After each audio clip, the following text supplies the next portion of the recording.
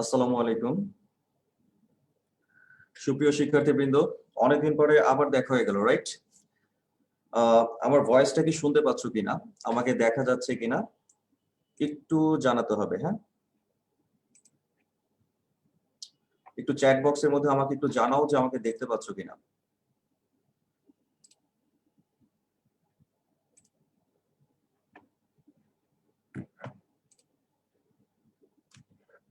Okay okay, everything is okay, fine.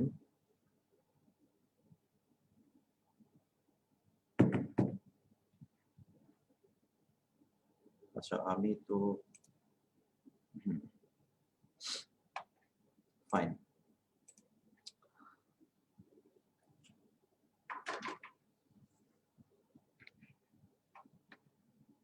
আচ্ছা,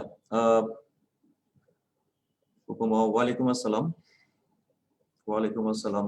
নূর সাদিয়া, ওয়ালাইকুম আসসালাম। Galaxy J7 ভাইয়া, good to see you back again. Thank you. তো যাই হোক, আমরা নিয়মিতভাবে ইনশাআল্লাহ আমাদের দেখা সাক্ষাৎ হবে, তবে আমরা চেষ্টা করব যাতে আমাদের পড়াটা ঠিকঠাক মতো করে চলে আর কি, রাইট?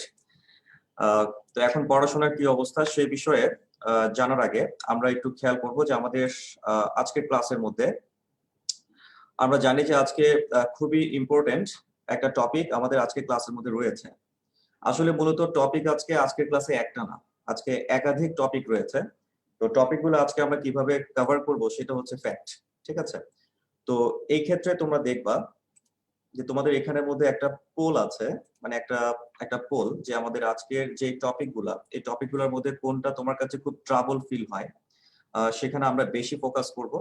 আর যেগুলো হচ্ছে মোটামুটি ভাবে আমরা পারি, সেখানে হচ্ছে আমরা একটু কম ফোকাস করব, ঠিক আছে? বাট আমরা সবগুলা টপিকই আজকে ক্লাসে ইনশাল্লাহ আমরা একটু কভার দেওয়ার ট্রাই করব। তো আর দয়া করে একটা অনুরোধ থাকবে, সেটা হচ্ছে ইন্টার পরীক্ষা নিয়ে যাতে কোনো কথাবার্তা এখানের মধ্যে না হয়, এইচএসসি পরীক্ষা নিয়ে। কারণ আমরা সবাই জানি যে এইচএসসি পরীক্ষা এটা হবেই ইনশাল্লাহ, মানে অনেকে এটা সবসময় এটা মানে বিলিভ করা শুরু করছে যে auto pass, auto pass, auto pass, auto pass. Auto pass দিলে তুমি অটো বাস খেয়ে যাবা, বুঝতে পারছো? সো একটা একটা একটা গতকালকে একটা স্টেটাস আমার কাছে খুব ভালো লাগছে, মানে যারা পড়াশোনা করে তারা পরীক্ষাটা চাচ্ছে, আর যারা পড়াশোনা করে না, মানে ফেল করার ভয় আছে, তারা অটো পাস চাচ্ছে। আচ্ছা, তো যাই হোক, স্কোরটা কিন্তু ইম্পর্টেন্ট, ঠিক আছে? এই দিকটা মাথায় রেখে আসলে আমাদের জন্য পরীক্ষাটাও গুরুত্বপূর্ণ। তো আমরা কথা না বাড়াই, আমরা আমাদের ক্লাসের মধ্যে আজকে আমরা চলে যাব।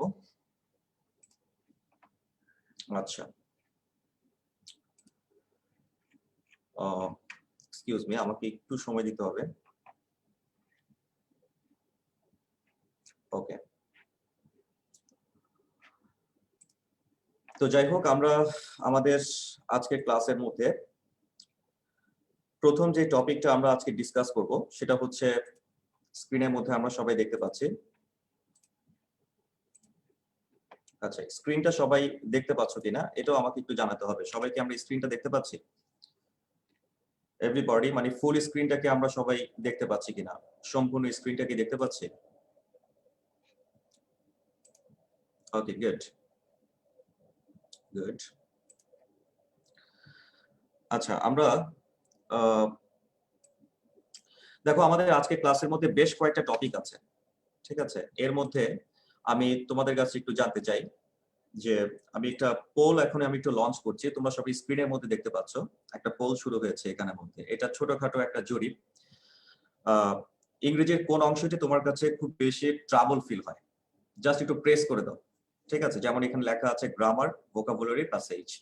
কোনটা বেশি কঠিন মনে হয় ওখানে টপিক, ওখানে ক্লিক করবা।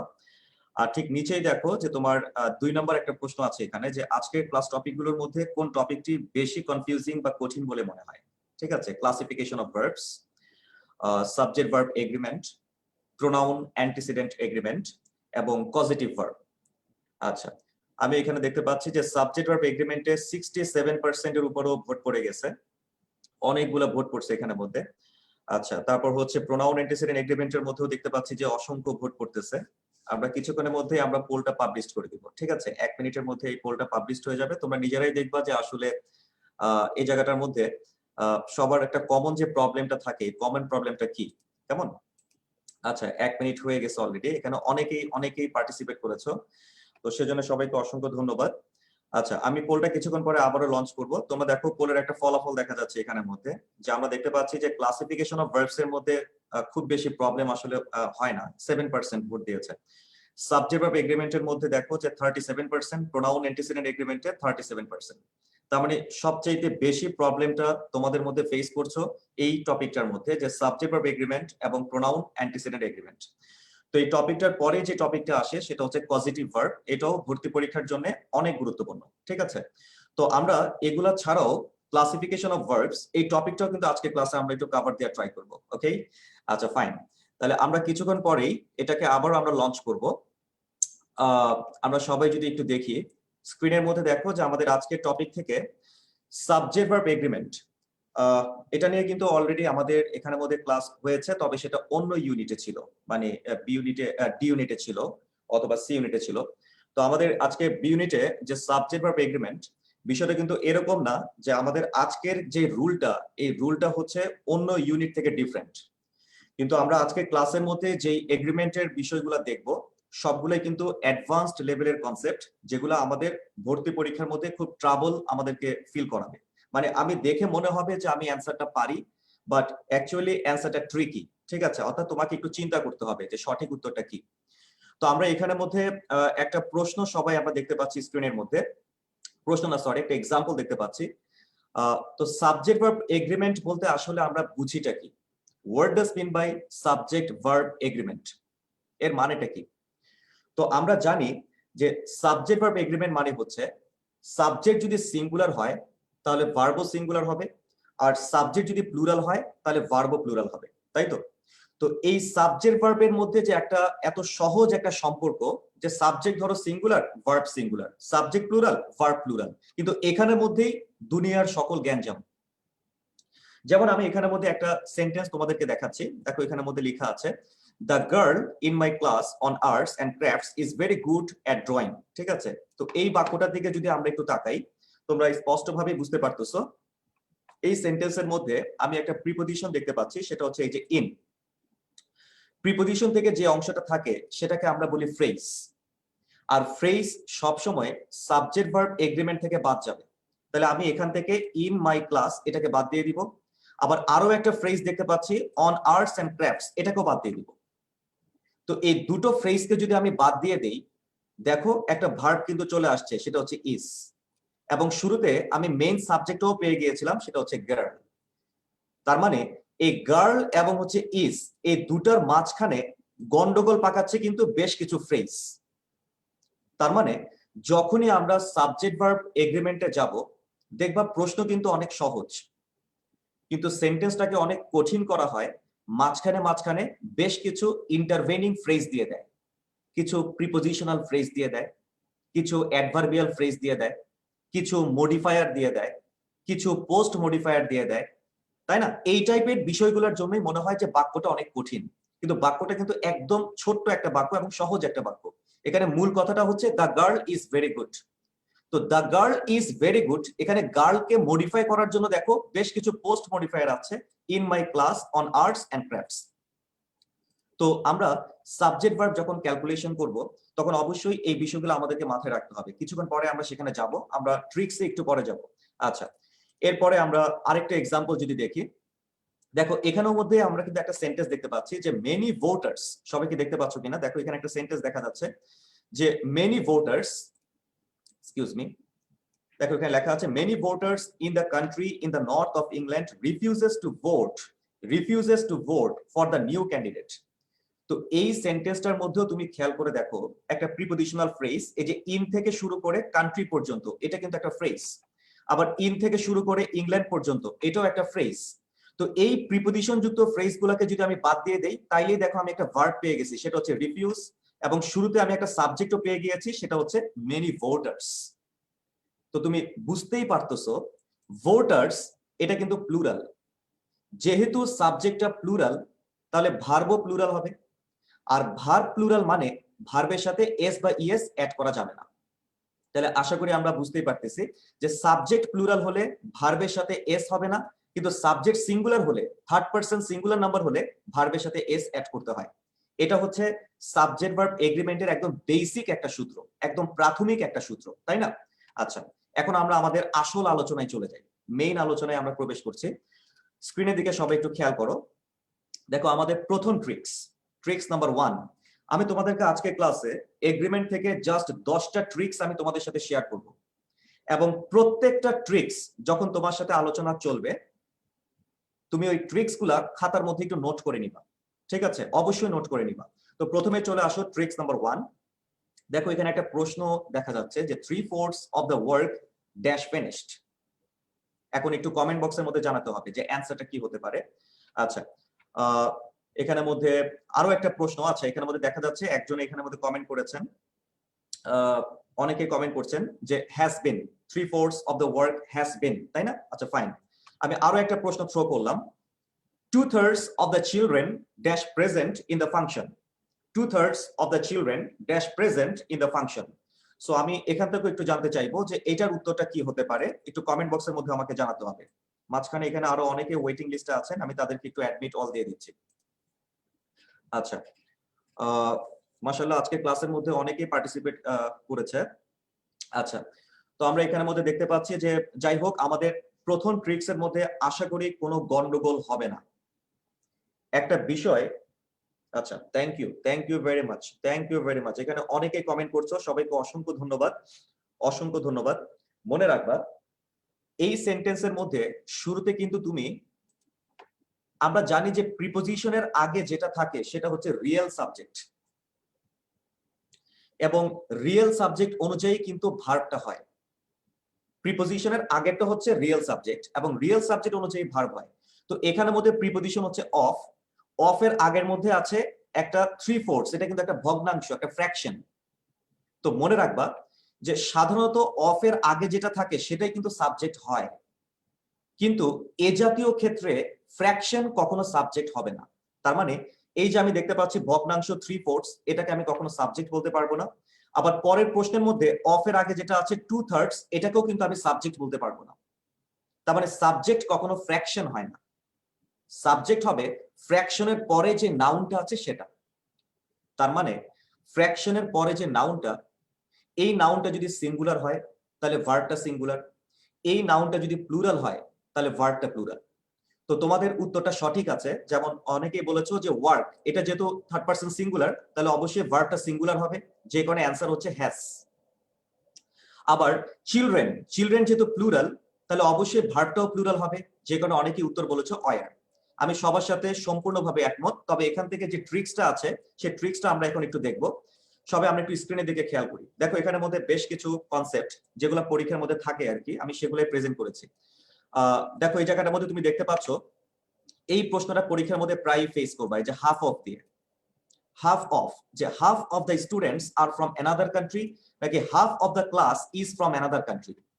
তো এখানের মধ্যে আমি কয়েকটা পোর্শন দিয়েছি, একটু খেয়াল করে দেখো। এই যে half of, A third of, 1%, 2%, 30%, 40%, 100% ইত্যাদি, মানে যে কোনো পার্সেন্ট, পার্সেন্ট মানে হচ্ছে তোমার ভগ্নাংশ। এরপরে সাম অথবা মোস্ট।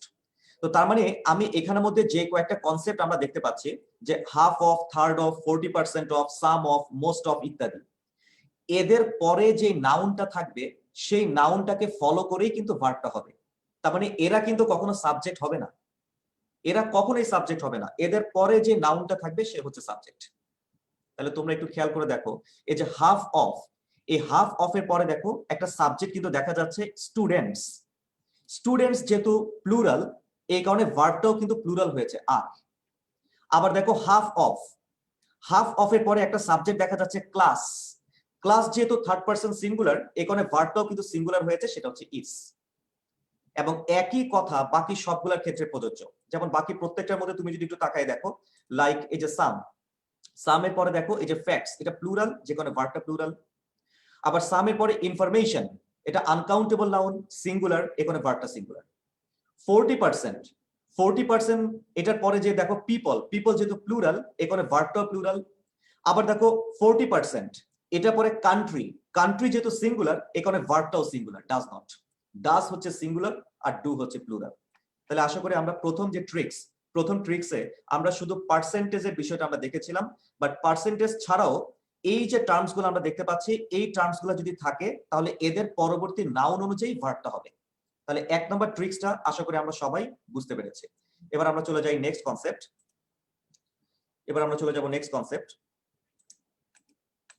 আচ্ছা, ট্রিক্স নাম্বার 2 দেখা যাক। আমাদের সেকেন্ড ট্রিক্স এর মধ্যে এখানের মধ্যে অ্যানসারটা কি হতে পারে, যে either the committee on Paris design or the committee. আচ্ছা, অ্যানসারটা কি হতে পারে একটু কমেন্ট বক্সের মধ্যে আমাকে একটু জানাও। অ্যানসারটা কি হতে পারে কমেন্ট বক্সের মধ্যে আমাকে জানাতে হবে রাইট নাও।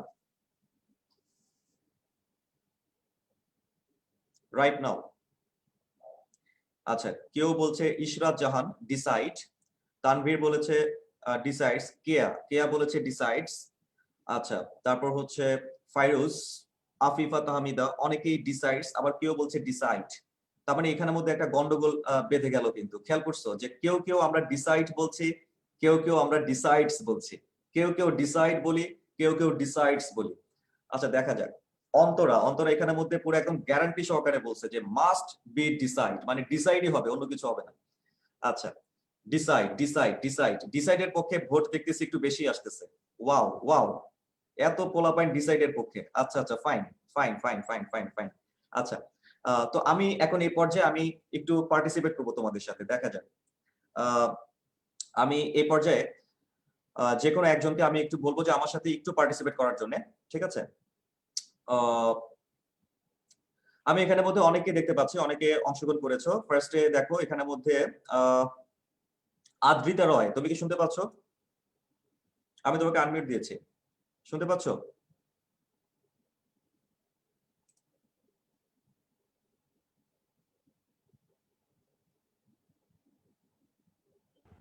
হ্যালো। হ্যাঁ, শুনতে পাচ্ছ তুমি? জি স্যার। আচ্ছা, বলো দেখি এখানে অ্যানসারটা তুমি কি বলেছিলে, ডিসাইড নাকি ডিসাইডস? স্যার আমি কিছু এখনো বলিনি, কিন্তু আমার মনে হয় ডিসাইড হবে। ডিসাইড হবে কেন বলো তো আপু, কেন ডিসাইড মনে হয়েছে? আমরা এর আগের দিন স্যার যখন পড়িয়েছিল না, আইদার এর আগের দিন না প্লিজ, ওই দিকে যেও না। মানে তোমার মানে যেটা ভালো লাগছে সে অনুযায়ী বলবা, যে আমার কেন ডিসাইডটা ভালো লাগছে। স্যার আইদার অর থাকলে মানে তারপরে যে ভার্বের কাছাকাছি যে যেটা সাবজেক্ট আছে সে অনুযায়ী হয়। কাছাকাছি সেই অনুযায়ী হবে। আচ্ছা ফাইন, তাহলে ভার্বের কাছাকাছি সাবজেক্ট কোনটা এখানে? ভার্বের কাছাকাছি সাবজেক্ট হচ্ছে অপারেশন। Operations, right? জি sir. Thank you very much. আচ্ছা, এখন আমি এই ক্ষেত্রে তোমাকে আবার মিউট দিয়ে দিচ্ছি। সবার ধারণা হচ্ছে এখানে সাবজেক্ট হচ্ছে অপারেশনস, বাট এই প্রশ্নটা যদি ধরো এবছর ইউনিভার্সিটির মধ্যে আসে, অনেকে কিন্তু এখানে সিলেক্ট করবে অপারেশনস। বাট তুমি একটু খেয়াল করে দেখো, কিছুক্ষণ আগেই ক্লাসটা যে আমি শুরু করেছি, আমি কিন্তু বলেছিলাম যে প্রিপোজিশন যুক্ত শব্দ সমষ্টি কখনো সাবজেক্ট হয় না। তার মানে প্রিপোজিশন থেকে যেটা থাকে সেটা কিন্তু সাবজেক্ট হয় না, সেটা কিন্তু বাদ। তার মানে তুমি বুঝতে পারতেছো আমাদের এই সেন্টেন্সটার মধ্যে এখানে একটা কোরিলেটিভ কনজাংশন আছে। আমি কোরিলেটিভ কনজাংশনটা তোমাকে একটু দেখাই। লাইক এই যে আইদার, এটা হচ্ছে একটা, আবার অর এটা হচ্ছে আরেকটা। এই যে আইদার অর, তোমরা একটা কনসেপ্ট হয়তো জেনেছো যে আইদার অর থাকলে ভার্বের নিকটবর্তী যে সাবজেক্ট, সে সাবজেক্ট অনুযায়ী ভার্বটা হয়। কথা কিন্তু সত্য যে আইদার অর, নাইদার নর, নট অনলি বাট অলসো, তাই না? আমি তিনটা টার্ম আমি এইমাত্র বলে ফেললাম। কি কি বলেছি বলতো? আইদার অর, নাইদার নর, নট অনলি বাট অলসো। এইসব ক্ষেত্রে ভার্বের নিকটবর্তী সাবজেক্ট অনুযায়ী ভার্বটা হয়। কিন্তু তুমি একটু খেয়াল করে দেখো, এখানে অর এর পরে লেখা আছে দ্য কমিটি, আর কমিটির পরেই দেখো একটা প্রিপোজিশন আছে, সেটা হচ্ছে অন। খেয়াল করছো? অন। এই জিনিসটা কিন্তু অনেকেরই চোখে পড়ে না, যে অন কলেজ অপারেশনস। তার মানে তুমি বুঝতেই পারতেছো আমি এখানে এই যে প্রিপোজিশন দেখতে পাচ্ছ অন থেকে শুরু করে অপারেশনস পর্যন্ত পুরোটাই তো বাদ দিয়ে দিব। তার মানে অন কলেজ অপারেশনস এটা কিন্তু আসলে সাবজেক্টের কোনো অংশই না। তার মানে প্রিপোজিশন যুক্ত যে অংশগুলো আমরা পাবো সেগুলোকে আমরা সবসময় বাদ দিয়ে দিব, এরা সাবজেক্টের কোনো অংশই না। তাহলে এখানে আমাদের সাবজেক্ট কোনটা? সাবজেক্ট হচ্ছে ভার্বের নিকটবর্তী এই যে দা কমিটি। খেয়াল করছো? দা কমিটি। এখন কমিটি যদি সিঙ্গুলার হয় ভার্ব সিঙ্গুলার, কমিটি যদি প্লুরাল হয় তাহলে ভার্ব প্লুরাল। তার মানে বুঝতে পারতেছো যেহেতু এটা থার্ড পারসন সিঙ্গুলার নাম্বার পজিশনে আছে, তাহলে অবশ্যই আমরা এখানের মধ্যে নেব হচ্ছে ডিসাইডস। এই যে ডিসাইডস, সঠিক উত্তর হচ্ছে অপশন নাম্বার, সরি এখানে তো আর অপশন নাই, এখানের মধ্যে উত্তরটা হচ্ছে ডিসাইডস। তার মানে যারা আমরা এখানের মধ্যে ডিসাইডস বলেছি তাদের উত্তরটা হয়েছে। আচ্ছা, এখানের মধ্যে কেউ কেউ বলছে যে ইয়েস ইয়েস হয়েছে হয়েছে হয়েছে। আচ্ছা, পরীক্ষার মধ্যে ইয়েস ইয়েস করলেই হয়, ঠিক আছে, মানে পরীক্ষার মধ্যে মিললেই হয়। আচ্ছা, তো যাই হোক, তো আমরা এখানের মধ্যে একটা কনসেপ্ট আমরা একটা সলভ করলাম যে আইদার অর নাইদার নর এর ক্ষেত্রে ভার্বের নিকটবর্তী সাবজেক্ট অনুযায়ী ভার্বটা হয়, এটা আমরা সবাই জানি, কিন্তু প্রশ্নটা একদম চোখ কান খোলা রেখে দেখতে হবে, বোঝা গেছে, তাড়াহুড়া করা যাবে না, তাহলে কিন্তু মিস্টেক হয়ে যাবে। আচ্ছা, এখন আমরা আরেকটা প্রবলেম আমরা একটু সলভ করি। আচ্ছা, দেখা যাক এখানের মধ্যে অ্যান্সার কোনটা হতে পারে। এটাও কিন্তু আইদার অর দিয়ে করা হয়েছে, যে has or have either my father or my brothers made a down payment on the house. দেখা যাক এখানের মধ্যে অ্যান্সার কোনটা হতে পারে। আচ্ছা, এখানের মধ্যে অনেকেই কমেন্ট করছো, এখানে অনেকেই কমেন্ট করছো। আমি ফেসবুকের কমেন্ট গুলো, অনেকে অভিযোগ করে যে ফেসবুকের কমেন্ট নাকি আমরা পড়ি না, ঠিক আছে, তো যাই হোক আমি এখন ফেসবুকের কমেন্ট গুলো আমি দেখবো। তো এখানের মধ্যে ফেসবুক থেকে এখানে অনেকে কমেন্ট করছে। আচ্ছা, ফাইন ফাইন ফাইন ফাইন, আচ্ছা fine, very good very good. আচ্ছা, একটু খেয়াল করে দেখো যে এই জায়গাটার মধ্যে লেখা আছে যে এই সেন্টেন্সটা আমরা নরমালি জানি যে আইদার অর নাইদার নর এর ক্ষেত্রে ভার্বের সেটা নিকটবর্তী সেটা হচ্ছে সাবজেক্ট, তাই না? ফাইন। এখন সেন্টেন্সটা যদি প্রশ্নবোধক হয়, আই রিপিট, সেন্টেন্সটা যদি প্রশ্নবোধক হয় তাহলেও কিন্তু একই কথাই প্রযোজ্য, যে যেটা ভার্বের কাছাকাছি থাকবে সেটা হচ্ছে সাবজেক্ট। এখন তুমি এখানে সিলেক্ট করে দেখো এই সেন্টেন্সটা কিন্তু প্রশ্নবোধক, দেখো ইন্টারোগেটিভ সেন্টেন্স, কিন্তু এটা ইন্টারোগেটিভ। এখন ইন্টারোগেটিভ সেন্টেন্স দেখে তুমি কিন্তু আবার এভাবে বলবা না, যে অনেকে কিন্তু এইভাবে পড়ে যে অর এর পরেরটা হচ্ছে সাবজেক্ট, নর এর পরেরটা হচ্ছে সাবজেক্ট, বাট অলসো এর পরেরটা হচ্ছে সাবজেক্ট, এভাবে কিন্তু অনেকে বলে ফেলে। খবরদার, এই কাজটা করা যাবে না। মনে রাখবা যে অর এর পরেরটা যদি সাবজেক্ট হয়, ধরো এই যে অর, এখন অর এর পরে কোনটা আছে দেখো দেখি, মাই ব্রাদার্স, তার মানে মাই ব্রাদার্স যদি এখানের মধ্যে সাবজেক্ট হয় তাহলে কিন্তু উত্তরটা ভুল হয়ে যাবে। তাহলে একটা বিষয় মনে রাখবা যে আইদার অর নাইদার নর এর ক্ষেত্রে সবসময় কিন্তু কাছাকাছি যেটা থাকবে সেটা হচ্ছে মানে মেইন সাবজেক্ট। তাহলে এখানের মধ্যে দেখো এই যে হ্যাজ বা হ্যাভ, এটার কাছাকাছি আছে হচ্ছে এই যে মাই ফাদার, মাই ফাদার, তার মানে এখানের মধ্যে সাবজেক্টে কিন্তু মাই ফাদার। তো মাই ফাদার যেহেতু সিঙ্গুলার, তাহলে অবশ্যই আমাকে মধ্যে অ্যান্সার নিতে হবে হচ্ছে হ্যাজ। তার মানে বুঝতেই পারতেছো আমি কিন্তু কনফিউজিং জোন গুলো আমি ক্লিয়ার করার ট্রাই করছি তোমাদের, কারণ এইসব বিষয়গুলো কিন্তু কনফিউশন অ্যারাইজ করে। যে আমরা জানি যে সাধারণ বেশ কিছু বইয়ের মধ্যে বা বেশ কিছু লেকচার শিটের মধ্যে তোমার লেখা থাকে যে আইদার অর নাইদার নর, এই ক্ষেত্রে পরেরটা হচ্ছে সাবজেক্ট, মানে অরের পরেরটা সাবজেক্ট, নরের পরেরটা সাবজেক্ট, এরকম একটা ভুল কথা সাধারণত বইগুলোতে লেখা থাকে, বাট ইনফরমেশনটা কমপ্লিটলি ইনকারেক্ট, কমপ্লিটলি ইনকারেক্ট। তুমি মনে রাখবা যে এই ক্ষেত্রে যেটা ভার্বের নিকটবর্তী সেটা হচ্ছে সাবজেক্ট। তো এখন সেন্টেন্সটা যদি ইন্টারোগেটিভ হয়, ইন্টারোগেটিভ সেন্টেন্স, অথবা সেন্টেন্সটা অ্যাসার্টিভ শেষে ফুল স্টপ, যেই টাইপের সেন্টেন্স হোক না কেন, তুমি দেখবা যে কাছাকাছি কোন মানে সাবজেক্টটা আছে, যেটা কাছাকাছি থাকবে সেটা সিঙ্গুলার হলে ভার্ব সিঙ্গুলার, সেটা প্লুরাল হলে ভার্ব প্লুরাল। কনসেপ্ট আশা করি আমরা বুঝতে পেরেছি। আচ্ছা, ফাইন। এখন এখানের মধ্যে নওশিন শারমিলি, আচ্ছা উনি একটা কথা লিখেছে যে উনি একটু কনফিউজড হয়েছে। আচ্ছা, ফাইন। এখন ওনার কনফিউশনটা আমাকে একটু দূর করতে হবে।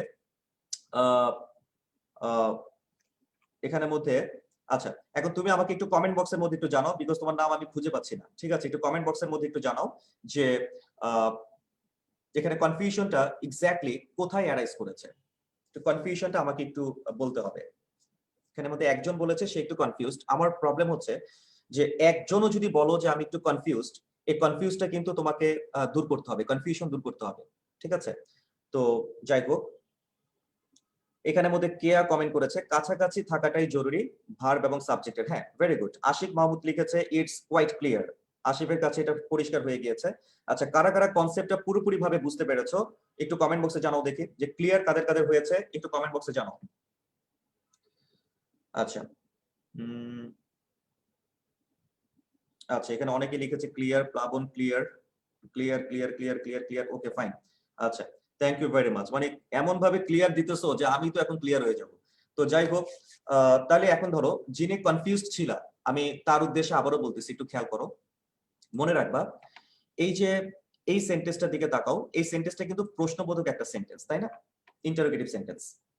তো আমাদের সমস্যাটা হয় কোথায় জানো, যে আমরা খুব সহজভাবে চিন্তা করি। যেমন ধরো এই যে আইদার অর, এই যে আইদার অর, এখানে দেখো অর এর পরে যেটা দেয়া আছে এটা কিন্তু সাবজেক্ট ছিল, এবং এই কথাটাই বিভিন্ন বইতে লেখা থাকে যে অর এর পরেরটাই হচ্ছে সাবজেক্ট, এই কথাটাই লেখা থাকে।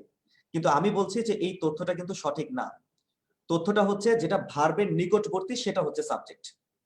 তো এখন ভার্বের নিকটবর্তী সাবজেক্ট সেটা মানে কমিটিও হতে পারে, সেটা তোমার অন্য কিছুও হতে পারে। তোমাকে দেখতে হবে যে কাছাকাছি কোনটা আছে। যেমন প্রথম বাক্যটার দিকে যদি আমরা একটু তাকাই, এখানে এই যে ভার্ব দেখো ডিসাইড, ডিসাইডের কাছাকাছি সাবজেক্ট ছিল হচ্ছে কমিটি, যে কারণে কমিটিকে আমরা সাবজেক্ট বলেছিলাম।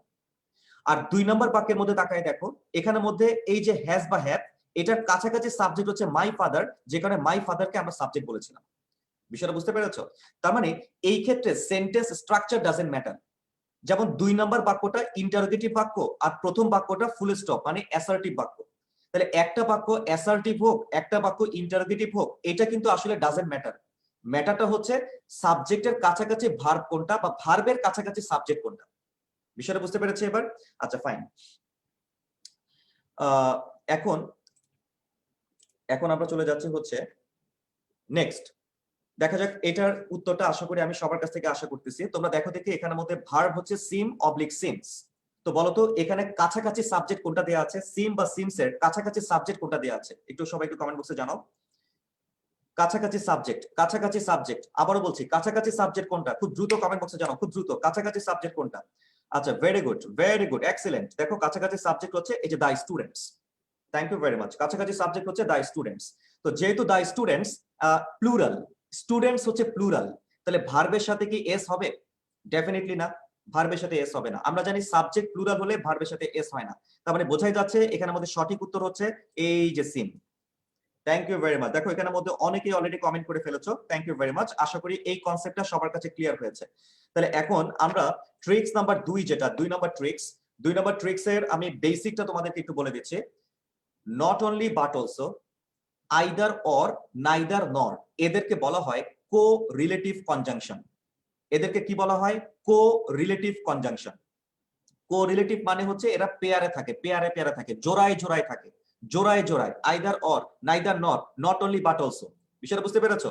তো এরকম যখন পেয়ার গুলা তোমরা দেখবা, তখন ভার্বের কাছাকাছি যেই সাবজেক্টটা থাকবে সেই সাবজেক্ট অনুযায়ী ভার্বটা সিলেক্ট করবা। ভার্বের কাছাকাছি সাবজেক্টটা যদি তোমার মানে সিঙ্গুলার হয় তাহলে ভার্বটা সিঙ্গুলার, যদি সেটা প্লুরাল হয় তাহলে ভার্বটা প্লুরাল। তো এখানে ফেসবুকেও অনেকে কমেন্ট করছো, শামসুদ্দোহা সবুজ, তারপর আরচিও বার্ট, Maisha Mim, Shakhawat Shuvo, thank you very much, Khurshid Alam, সবাইকে অসংখ্য ধন্যবাদ। সবার উত্তর হয়েছে, সবার উত্তর হয়েছে, তার মানে সবাই কনসেপ্টটা বুঝতে পেরেছি আমরা। আচ্ছা এবার আমরা চলে যাচ্ছি আমাদের নেক্সট কনসেপ্টে, ঠিক আছে? আচ্ছা আমাদের নেক্সট কনসেপ্টে চলে যাচ্ছে। আচ্ছা আচ্ছা এবার আমাকে একটু দেখো দেখি, আমাকে ফার্স্টে আমি এবার একটু পার্টিসিপেট করার জন্য যে কোনো একজনকে একটু আমন্ত্রণ জানাবো। যারা পার্টিসিপেট করতে চাচ্ছ আমার সাথে একটু হ্যান্ড রেজ করতে হবে, একটু হ্যান্ড রেজ করো। কারা কারা আমার সাথে একটু পার্টিসিপেট করবে, একটু হ্যান্ড রেজ করো। আমি মাইক্রোফোনটা একটু আনমিউট দিয়ে দিব। হ্যাঁ, কারা কারা পার্টিসিপেট করতে চাও? দেখো এখানের মধ্যে অনেকেই হাত তুলেছো, থ্যাংক ইউ ভেরি মাচ। আমি এই পর্যায়ে মোস্তফা কামাল, তোমাকে আনমিউট দেওয়া হয়েছে, তুমি শুনতে পাচ্ছ? হ্যাঁ স্যার। আচ্ছা মোস্তফা, তুমি খালি আমাকে এতটুকু বলো যে এই সেন্টেন্সটার মধ্যে কোরিলেটিভ কনজাংশন কি আছে কিনা, মানে নাইদারের সাথে নর কথাটা আছে কিনা? না স্যার, এটা শুধু আচ্ছা। নাইদার। আচ্ছা এবার একটু ওয়েট করো, পরেরটার মধ্যে দেখো দেখি যে ইচ অফ দেম। আচ্ছা ফাইন, এর পরেরটার মধ্যে এভরিবডি ইন দ্য ক্লাস। আচ্ছা এখানের মধ্যে কি কোনো পেয়ার আছে, মানে আইদার অর, নাইদার নর, নট অনলি বাট অলসো, এই টাইপের কোনো পেয়ার কি দেখতে পাচ্ছ নাকি একটা একটা করে দেখতে পাচ্ছ? স্যার একটা একটা করে আছে, সিঙ্গেল সিঙ্গেল দেখতে পাচ্ছ? আচ্ছা thank you single very single. Much. আচ্ছা তাহলে আমি জাস্ট, তার মানে সবাই তোমরা এটা দেখতে পাচ্ছ। তো একটা বিষয় মাথায় রাখবা, যখনই আমরা সিঙ্গেল সিঙ্গেল করে আমরা যখন এই প্রোনাউন গুলাকে পাবো, এই যে নাইদার, ইচ, এভরি, এরা যখন একা থাকবে, একা, ইচ, এভরি, নাইদার, এরা যখন একা থাকবে সবসময় ভার্বটা সিঙ্গুলার হবে। এরা যদি একা থাকে তাহলে ভার্বটা সবসময় সিঙ্গুলার হবে। তার মানে এখন আমি যদি তোমাদেরকে যে কোনো একজন, এখানে নওশিন মুস্তারিদ, উনি হাত তুলেছো, তোমাকে আনমিউট দেওয়া হয়েছে, তুমি শুনতে পাচ্ছ নওশিন? জি স্যার। আচ্ছা বলো দেখি, যদি সবগুলাই সিঙ্গুলার হয় তাহলে প্রথমে যেটা দেখতে পাচ্ছ নাইদার, তুমি এই পুরোটা পড়ারই দরকার নাই, তুমি দেখতে পাচ্ছ নাইদার একা আছে, তাহলে ভার্বটা কি হবে বলো তো, ইজ নাকি আর? ইজ হবে। Thank you. একইভাবে দেখো ইচ, ইচ কথাটা থাকা মানেই হচ্ছে ভার্বটা সিঙ্গুলার, তাহলে এখানে সিঙ্গুলার ভার্ব কোনটা বলো দেখি? Sir asks. Thank you very much, thank you. Everybody থাকা মানেই হচ্ছে তোমার ভার্বটা সিঙ্গুলার, তাহলে বলো তো এখানে সিঙ্গুলার ভার্ব কোনটা? Sir has. Thank you very much. তাহলে একটু খেয়াল করে দেখো, এই যে নওশিন যে উত্তরটা বলেছে সে কিন্তু একদম বিদ্যুৎ গতিতে উত্তর বলে দিয়েছে, বিদ্যুৎ গতিতে। তার কারণটা হচ্ছে ইচ এভরি আইদার নাইদার এর মতো কিছু ইনডেফিনিট প্রোনাউনও আছে কিন্তু, যেমন আমি সেগুলো তোমাকে একটু দেখাই। পরের স্ক্রিনে আমি একটু চলে যাই। দেখো এখানের মধ্যে এই যে দেখো অলওয়েজ সিঙ্গুলার একটা তালিকা দেখতে পাচ্ছ। এরা থাকা মানেই হচ্ছে ভার্ব সিঙ্গুলার। তুমি বাক্যের অর্থ বোঝো বা না বোঝো, ইট ডাজন্ট ম্যাটার। আমার ভাই অর্থ বোঝা দরকার নেই, সেন্টেন্সের অর্থ বোঝা দরকার নেই, আমি অর্থ না বুঝে সরাসরি আমি অ্যান্সার করতে পারবো। যেমন দেখো অলওয়েজ সিঙ্গুলার, এই যে এনি থেকে যা কিছু, anyone, anybody, anything, no one, nobody, nothing, someone, somebody, something, everyone, everybody, everything, whatever এবং হু এভার, এবং লাস্টে হচ্ছে ইচ এভরি আইদার নাইদার। তো এই যে এখানে যাদেরকে দেখতে পাচ্ছ এদেরকে মনে রাখা খুবই সহজ, খুবই সহজ। দেখো সবগুলো কিন্তু একটা ছন্দের সাথে মিলে যায়, যে anyone, anybody, anything, someone, somebody, something, everybody, everyone, everything, somebody, someone, something. এটা অবশ্য রিপিট করছে সামবডিটা, নো ওয়ান, নোবডি, নাথিং। খেয়াল করছো? এগুলা কিন্তু থাকা মানেই হচ্ছে ভার্বটা সিঙ্গুলার। আচ্ছা, আরো দুটো আছে, হোয়াট এভার এবং হু এভার। হোয়াট এভার এবং হু এভার থাকা মানেও কিন্তু ভার্বটা সিঙ্গুলার। আবার দেখো এই যে ইচ এভরি আইদার নাইদার থাকা মানেই হচ্ছে ভার্বটা হচ্ছে সিঙ্গুলার। তাহলে আশা করি আমরা কনসেপ্টটা বুঝতে পেরেছি। এবার তোমাদের জন্য একটা পরীক্ষা, এবং সঠিকভাবে আমাকে ব্যাখ্যা দিয়ে যদি বলতে পারো, নগদ পুরস্কারের ব্যবস্থা আছে। আচ্ছা, আমার ব্যাপারে একটা অভিযোগ, আমি ঘোষণা দেই কিন্তু পুরস্কার দেই না। এটা আসলে এটা ভুল কথা। এটা অবশ্যই পাবা, এটা ভবিষ্যতে পাবা, ঢাকা ভার্সিটিতে চান্স পাওয়ার পরে অবশ্যই পাবা। তো আমি তোমাদেরকে একটা প্রশ্ন দেখাচ্ছি, এই প্রশ্নটা যদি তোমরা উত্তর বলতে পারো, এটা তো হয়েই গেল। না পারলে কিন্তু দুঃখজনক, না পারাটা দুঃখজনক। আচ্ছা, এটা এটা হাত তুলে পার্টিসিপেট করতে হবে না, এটা কমেন্ট বক্সে জানাতে হবে, চ্যাট বক্সে জানাতে হবে প্রত্যেকেই। এটা ফেসবুকে যারা ক্লাস করছো তারাও একটু চ্যাট বক্সে জানাও, এবং যারা হচ্ছে তোমার জুমে ক্লাস করছো তারাও জানাও, ঠিক আছে? আচ্ছা, thank you, thank you, thank you, hope, thank you. আচ্ছা, হোপস, হোপস, হ্যাঁ hopes, hopes, hopes, very good. আচ্ছা, এখন আমাকে থ্যাংক ইউ। ওরে বাবা, তো গণহারে সবাই হোপসই বলতেছে। কেউ কেউ অবশ্যই এখানে হোপ বলেছে, যেমন নাজিফা আঞ্জুম মিম, তিথিমা বিশ্বাস। এত কঠিন কঠিন নাম, নাম তো উচ্চারণই করতে পারি না, দাঁত ভেঙে যাচ্ছে। আচ্ছা, এম এন মোহাম্মদ নাসিম, আচ্ছা সবাই এখানে হোপস বলেছে। আচ্ছা, অয়নিকা সানভি আবার হোপ বলেছে। আচ্ছা, তো যাই হোক, আমি এখান থেকে যে কোনো একজনকে আমি একটু পার্টিসিপেট করার জন্য রিকোয়েস্ট করবো, ঠিক আছে? যে কোনো একজনকে পার্টিসিপেট করার জন্য। আচ্ছা, হাত তুলেছে অলরেডি একজন দেখতে পাচ্ছি, পুষ্পিতা মেহজাবিন। তোমাকে আমি আনমিউট দিয়েছি আপু, তুমি শুনতে পাচ্ছ? পুষ্পিতা মেহজাবিন। জি স্যার, জি স্যার। আচ্ছা, হ্যাঁ বলো তো এখানের মধ্যে তাহলে এই মাত্র তুমি যে কনসেপ্টটা পড়েছো, যে ট্রিক্সটা পড়েছো, সেই অনুযায়ী অ্যানসার কোনটা হওয়া উচিত? স্যার এভরি অনুযায়ী দেখলে হোপ হওয়া উচিত, কিন্তু আমার একটু কনফিউশন হচ্ছে কারণ মাঝখানে এন্ড আছে এবং এন্ড এর পরে ইনস্ট্রাক্টরস এর আগে এভরি দেওয়া নেই। এখন এটা ধরলে হয়তো বা হোপও হতে পারে। আচ্ছা, very good, excellent, excellent, wonderful analysis. আচ্ছা, এখন আমি তোমাদেরকে একটা কথা বলে রাখি, মনে রাখবা এভরি দিয়ে এবং ইচ দিয়ে তুমি যত নাউনকে যোগ করবা ভার্ব কিন্তু সিঙ্গুলারই হবে। অর্থাৎ তুমি যদি বলো every student and every teacher and every manager and every officer, তাই না? তুমি এভরি দিয়ে যতগুলারে যোগ করো ভার্ব কিন্তু সিঙ্গুলারই হবে। বুঝতে পারছো বিষয়টা? আবার ইচ, ইচ দিয়ে তুমি যাদেরকে যোগ করো না কেন ভার্ব কিন্তু সিঙ্গুলারই হবে। ক্লিয়ার বিষয়টা? কিন্তু এখন আমার প্রবলেমটা হচ্ছে যে লাইক আমার এই সেন্টেন্সটা যে এভরি স্টুডেন্ট এন্ড ইনস্ট্রাক্টর, আমি এই সেন্টেন্সটার জন্য আমি তোমাদেরকে আগে আমি একটু দেখাই।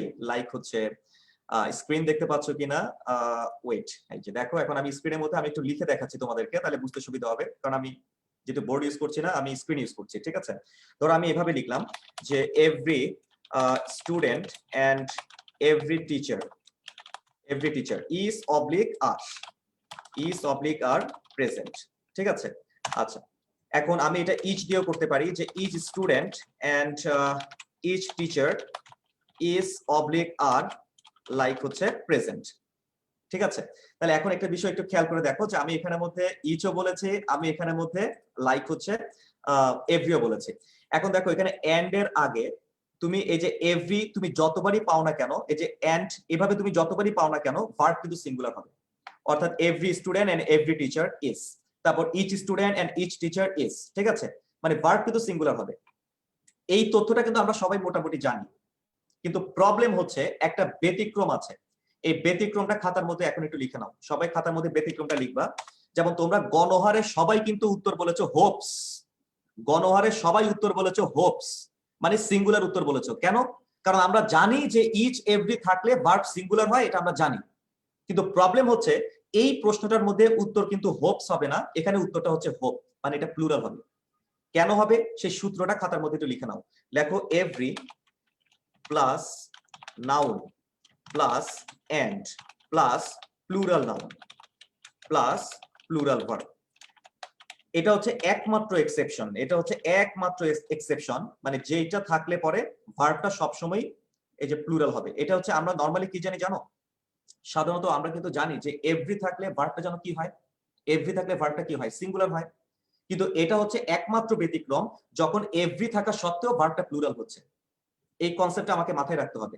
যেমন ধরো আমি এইভাবে যদি বলি like every every girl and the boys, every girl and the boys is অথবা stand oblique stands in the floor. তাহলে একটু খেয়াল করে দেখো যে every girl and the boys stand or stands in the floor. তুমি একটু খেয়াল করে দেখো আমাদের সরাসরি এই কনসেপ্টের সাথে কিন্তু মিলে যাচ্ছে, সরাসরি মিলে যাচ্ছে। অর্থাৎ তুমি একটু তাকায় দেখো এই সেন্টেন্সটার মধ্যে আমি দেখতেই পাচ্ছি, ঠিক আছে, ওকে ফাইন। তো একটু খেয়াল করে দেখি এই জায়গাটার মধ্যে দেয়া আছে যে এভরি গার্ল, এই যে এভরি গার্ল, এরপরে দেখো এই যে এন্ড আছে, এই যে এন্ড, এন্ড এর পরে দেখো একটা প্লুরাল নাউন দেখা যাচ্ছে, সেটা হচ্ছে বয়েজ, এই যে দি বয়েজ। তার মানে every girl and the boys, খেয়াল করছো, every girl and the boys. তার মানে এই যে এভরি প্লাস নাউন আর এন্ড এর পরে প্লুরাল নাউন, এই কনসেপ্টটা তুমি যদি দেখো বা এই স্ট্রাকচারটা যদি দেখো, তাহলে সবসময় ভার্বটা কিন্তু প্লুরাল হবে, অলওয়েজ অল টাইম ভার্বটা কিন্তু প্লুরাল হবে। আশা করি আমরা কনসেপ্টটা সবাই বুঝতে পেরেছি, কেমন? অথচ আমরা সবাই কিন্তু গণহারে উত্তর দাগিয়ে দিয়েছিলাম হোপস, কারণ এটাই আমাদের ধারণা ছিল।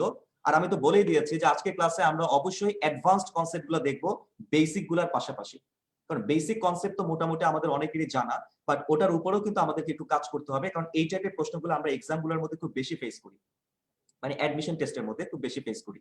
আচ্ছা, তো যাই হোক আমরা আবার আমাদের মূল স্লাইডে চলে যাচ্ছি। আচ্ছা, তাহলে আশা করি এটার উত্তরটা কোনটা হবে সেটা আমরা বুঝতে পেরেছি। আমরা 3টা ট্রিক্স আমরা কমপ্লিট করেছি, এবার চলে আসো ট্রিক্স নাম্বার 4। ঠিক আছে, আচ্ছা তাহলে এবার আমাকে একটু বলো দেখি এখানে প্রথমটার অ্যান্সারটা কি হতে পারে, যে few of the apples, few of the apples. একটু আমাকে কমেন্ট বক্সে জানাতে হবে যে অ্যান্সারটা কি হতে পারে। ফিউ অফ দ্য অ্যাপলস, খুব দ্রুত অ্যান্সার দিবা, এখানে সময় বেশি নেওয়া যাবে না, খুব দ্রুত অ্যান্সার দিতে হবে যে ফিউ অফ দ্য অ্যাপলস অ্যান্সারটা কি হতে পারে। তারপর several of the children answer কি হতে পারে। এই ক্ষেত্রে কিন্তু টাইম বেশি নিবা না, খুব দ্রুত রেসপন্স করবা। আচ্ছা, তারপর হচ্ছে তোমার আমি, আচ্ছা এখানের মধ্যে একটু খেয়াল করে দেখো দুটো দেওয়া হয়েছে, এখানের মধ্যে আমরা দেখতে পাচ্ছি যে আর ওয়ার, থ্যাংক ইউ। তার মানে আমরা এই ট্রিক নাম্বার 4 এটা সহজ ট্রিক্স, আমরা এখানের মধ্যে সময় বেশি নিব না। আচ্ছা, আমি এই পর্যায়ে একটু পার্টিসিপেট করার জন্য একটু মানে আমন্ত্রণ জানাচ্ছি। আমি দেখতে পাচ্ছি এখানে হাত তুলেছে মিম ইসলাম, তোমাকে আনমিউট দেওয়া হয়েছে, তুমি কি শুনতে পাচ্ছ মিম? মিম তুমি কি শুনতে পাচ্ছ?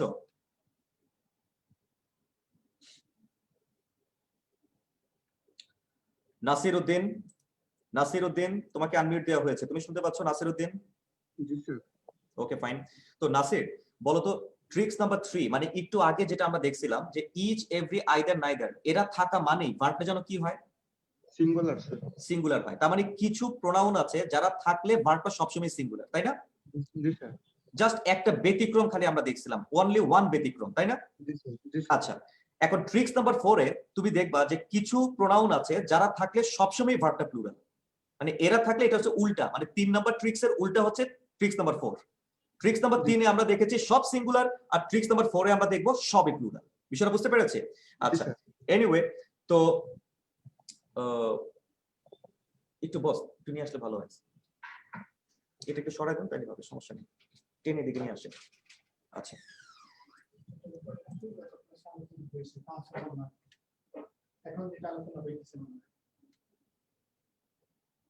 না না না,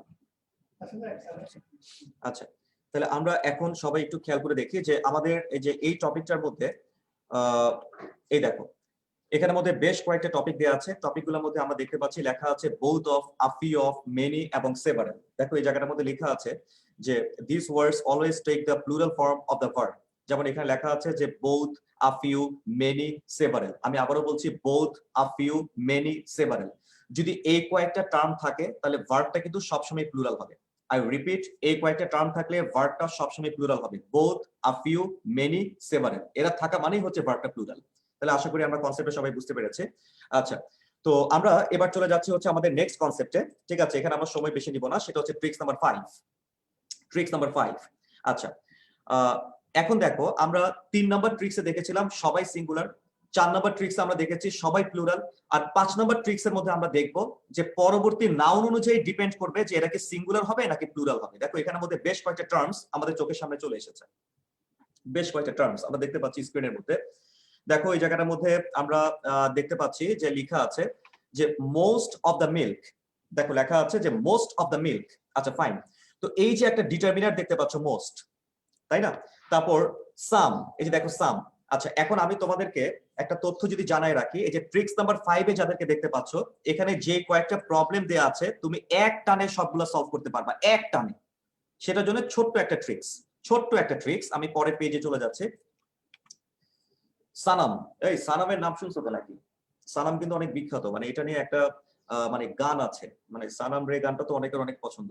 আবার সানাম কিন্তু হচ্ছে একজন বিখ্যাত শিল্পীও, কিন্তু উনি খুব চমৎকার লিরিক্স করে গান গায়, পাকিস্তানি শিল্পী মেবি, ঠিক আছে, মানে খুব রিমেক করতে পারে ভালো। আচ্ছা, এখানের মধ্যে কে যেন লিখছে যে তার খুব প্রিয় সিঙ্গার সুরাইয়া ইয়াসমিন, খুবই প্রিয় সিঙ্গার সানাম, সানামপুরি। ওয়াও, হ্যাঁ রাইট, সানামপুরি। আচ্ছা, সানামপুরি হচ্ছে আমারও অনেক ফেভারিট। তো এখানে যে সানামটা দেখতে পাচ্ছ, এই সানাম কিন্তু সেই সানাম না, এই সানাম সেই সানাম না। এই সানাম হচ্ছে একটা কোট, মানে একটা নেমোনিক কোট, বুঝতে পারছো? এ কিন্তু গান গাইতে পারে না, বরঞ্চ পরীক্ষার মধ্যে ফেল করা দিতে পারে, ঠিক আছে? তার মানে এটা কিন্তু বেদ্যত, কেমন?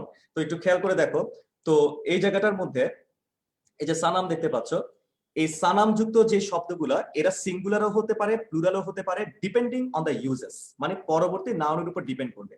এবং সেই সানাম মানে হচ্ছে এই যে এটা কোট, কোটটা চলে আসছে, এটা হচ্ছে সানাম। এরা এরা এরা গান গায় না, ঠিক আছে? এরা পরীক্ষার মধ্যে প্রশ্ন করে, এরা গান গায় না, ঠিক আছে? আচ্ছা দেখো এখানে লেখা আছে সাম, এনি, নান, অল, মোর বা মোস্ট। তার মানে সানাম, এস মানে হচ্ছে সাম, এ মানে এনি, এন মানে নান, এ মানে অল, এম দিয়ে মোরও হতে পারে মোস্টও হতে পারে।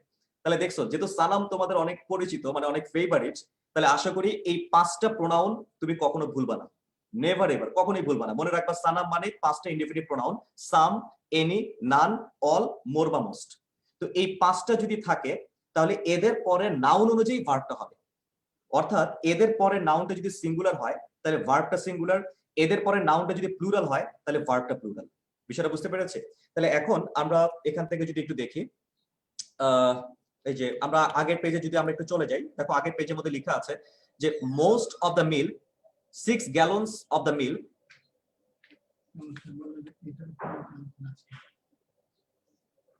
না না, আমাকে তো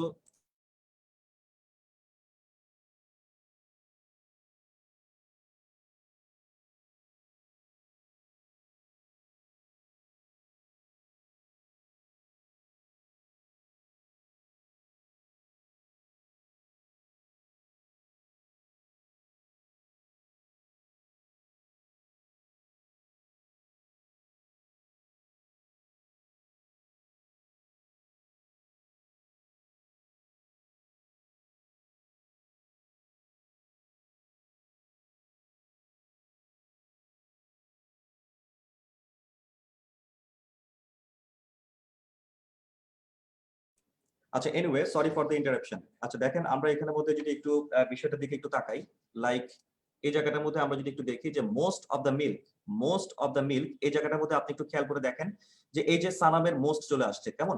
তো এখানের মধ্যে যে মিল্ক দেখতে পাচ্ছ, এটা যেহেতু আনকাউন্টেবল এই কারণে ভার্বটা সিঙ্গুলার।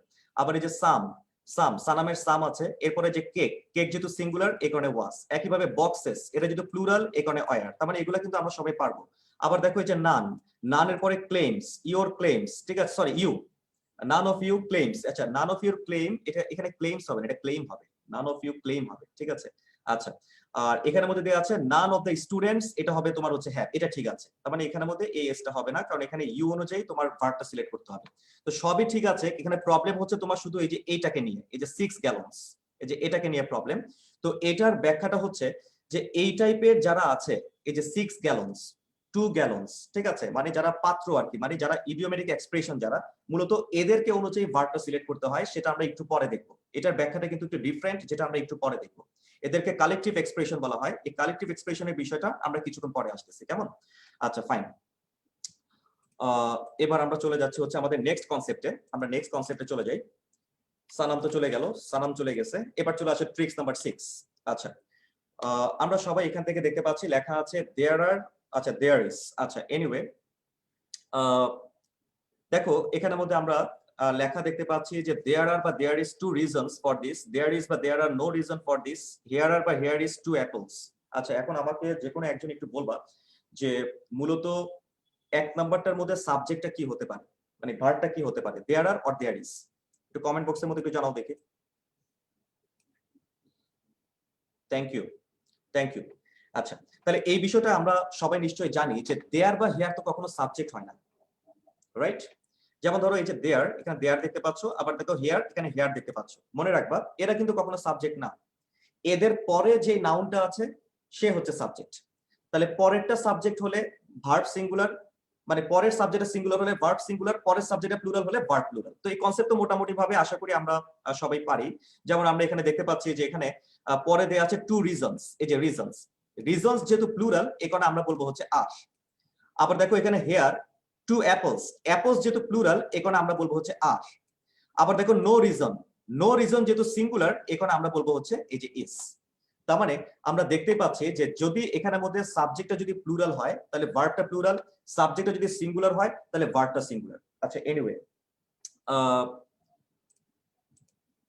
আচ্ছা এবার আমরা চলে যাই ট্রিক্স নাম্বার 7। ট্রিক্স নাম্বার 7 এটা অনেক জনপ্রিয় একটা ট্রিক্স, যেটা নিয়ে আসলে আমরা অনেকেই অনেক আলোচনা করেছি, ঠিক আছে, অনেক আলোচনা করেছি। তো আমরা এখানের মধ্যে দুটো প্রশ্ন দেখতে পাচ্ছি। মনে রাখবা কিছু প্রিপোজিশনাল ফ্রেজ আছে, আর আমি ক্লাসের শুরুতেই বলেছিলাম যে ফ্রেজ কখনো সাবজেক্ট হতে পারে না। Phrase can never be function as subject, phrase কখনো সাবজেক্ট হতে পারে না। যেমন আমরা এখানে দেখতে পাচ্ছি লেখা আছে the mayor together with his 2 brothers. এই যে টুগেদার উইথ হিজ 2 ব্রাদার্স, মনে রাখবা এখানের মধ্যে একটা ফরমেশন তুমি দেখতে পাচ্ছ, সেটা হচ্ছে টুগেদার উইথ, তাই না? আবার দেখো পিয়ানো, এটা পরে দেখতে পাচ্ছ অ্যাজ ওয়েল অ্যাজ। তাহলে একটা বিষয় আমাদেরকে মাথায় রাখতে হবে, যারা হচ্ছে এই টাইপের যারা ফ্রেজ আছে যে together with, along with, accompanied by, as well as, তাই না, এই টাইপের যারা আছে এরা কিন্তু কখনো সাবজেক্ট হতে পারে না। এদের আগে যেটা আছে সেটা হচ্ছে সাবজেক্ট। তার মানে এদের আগের অংশটা সিঙ্গুলার হলে ভার্ব সিঙ্গুলার, এদের আগের অংশটা প্লুরাল হলে ভার্ব প্লুরাল। তো এই টাইপের কিছু এক্সপ্রেশনের নাম কে কে বলতে পারবা? একটু হ্যান্ড রেজ করো দেখি। আমি জাস্ট দুটো বলেছি এখানে, together with, as well as. এরকম আর কে কে বলতে পারবা? একটু হাত তোলো, হ্যান্ড রেজ করো। আচ্ছা, আমি দেখতে পাচ্ছি এখানের মধ্যে হ্যান্ড রেজ এখানে অনেকেই করছে। এখানে অনেকে রেডমি, রেডমির নামটা তো আসলে বেসিক্যালি রেডমি কি মানুষের মানে আই ডোন্ট নো রেডমি নাম হয় কিনা। আচ্ছা, মাইশা, মাইশাকে আনমিউট দেওয়া হয়েছে। মাইশা তুমি শুনতে পাচ্ছ?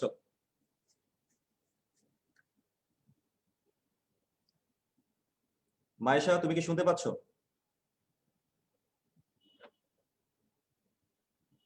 তারপর হচ্ছে আবু আব্দুল্লাহ, তুমি কি শুনতে পাচ্ছ? আবু আব্দুল্লাহ, জি জি স্যার। আচ্ছা কয়েকটা নাম বলো দেখি। আমি দুটো বললাম just, together with, as well as. আর কি কি হতে পারে? Sir as soon as, along with, as শুধু সুন অ্যাজ করতে, অ্যাজ সুন অ্যাজ করতে আসলো, অ্যাজ সুন অ্যাজ তো এটা আলাদা এক্সপ্রেশন। আচ্ছা তো যাই হোক, তোমারটা ঠিক আছে, শুধু উইথ হতে পারে, অ্যালং উইথ হতে পারে। আর আর কিছু? Sir accompanied by, accompanied by, তাই না? আচ্ছা জি স্যার। তাহলে এখন আমরা একটু খেয়াল করে দেখি। তো আমরা সবাই একটু খেয়াল করে দেখি যে আমাদের মূলত আমরা জানি যে along with, together with, accompanied by, as well as, and not, but not, এরা যদি থাকে তাহলে এদের আগের অংশটা হচ্ছে সাবজেক্ট, পরেরটা না। ঠিক আছে? আচ্ছা ফাইন, আমরা এই অংশটাও আমরা দেখেছি, এখানের মধ্যে আমরা সময় নষ্ট করব না। আমরা চলে যাচ্ছি আমাদের পরের ট্রিক্সে। আমরা প্রায় শেষের দিকে চলে আসছি। আমাদের 10টা ট্রিক্সের কথা আমি বলেছিলাম, আমি 10টা ট্রিক্সের পরেই হচ্ছে পরের টপিকে চলে যাব, আমাদের নেক্সট টপিকে আমরা চলে যাব। ঠিক আছে? আচ্ছা এই ব্যাপারে আমাদেরকে একটু কমেন্ট বক্সে একটু জানাবা একটু পরে। আচ্ছা এই দেখো এখানে অলরেডি নাবিলা, সে কিন্তু কমেন্ট বক্সের মধ্যে লিখেছে মাশাআল্লাহ, মাশাআল্লাহ। ঠিক আছে, দেখো সবগুলা লিখে দিয়েছে, together with, along with, in addition to, including to, as well as, accompanied by. বাহ চমৎকার, এক্সেলেন্ট, এক্সেলেন্ট। আচ্ছা ফাইন, তো যাই হোক আমরা এবার পরের ট্রিক্সে চলে আসি, যে ট্রিক্স নাম্বার 8। ট্রিক্স নাম্বার 8, তো তোমরা সবাই একটু স্ক্রিন থেকে খেয়াল করে দেখো যে এখানে মধ্যে লেখা আছে দ্য কমিটি ওয়াজ বা war taking all the responsibilities themselves. The class is বা are going to arrange a debate. তো এটা মূলত কালেকটিভ এক্সপ্রেশনের ট্রিক্স। আমরা কিছু কালেকটিভ নাউন সম্পর্কে আমরা নিশ্চয়ই পরিচিত আছি, রাইট? কিছু কালেকটিভ নাউন নিয়ে আমরা পরিচিত আছি। যেমন আমরা সবাই জানি, যেমন এখানের মধ্যে ফেসবুকের মধ্যে অনেকে কমেন্ট করছো, আমাকে একটু জানাও দেখে। হাসান শাহরিয়ার সে বলেছে ওয়াস, হাসান শাহরিয়ার সে বলেছে ওয়াস। আচ্ছা, তারপর অর্পিতা, সবাই তো ওয়াজই বলতেছে। আচ্ছা, একটু ভালো করে চিন্তা করে বলো। আচ্ছা, তারপর হচ্ছে ক্লাসটা এখানের মধ্যে দেখো খুরশিদ আলম সে বলেছে ওয়াস। আচ্ছা, পরেরটা হচ্ছে দ্য ক্লাস ইজ। আচ্ছা ফাইন। তারপর এখানে অয়ার কেন নয়, ঠিক আছে, এখানে একজন প্রশ্ন করেছে উজ্জ্বল যে অয়ার কেন নয়। আচ্ছা আচ্ছা, অয়ার কেন হবে? আমার প্রশ্ন হচ্ছে অয়ার কেন হবে, ও বলেছে অয়ার কেন নয়। আচ্ছা, তাহলে তোমার লজিকটা কি এখানের মধ্যে? উজ্জ্বল, তুমি একটু হ্যান্ড রেজ করো, তাহলে আমি তোমাকে দেখতে পাবো। তুমি হ্যান্ড রেজ করতে পারলে আমি তোমাকে দেখতে পাবো।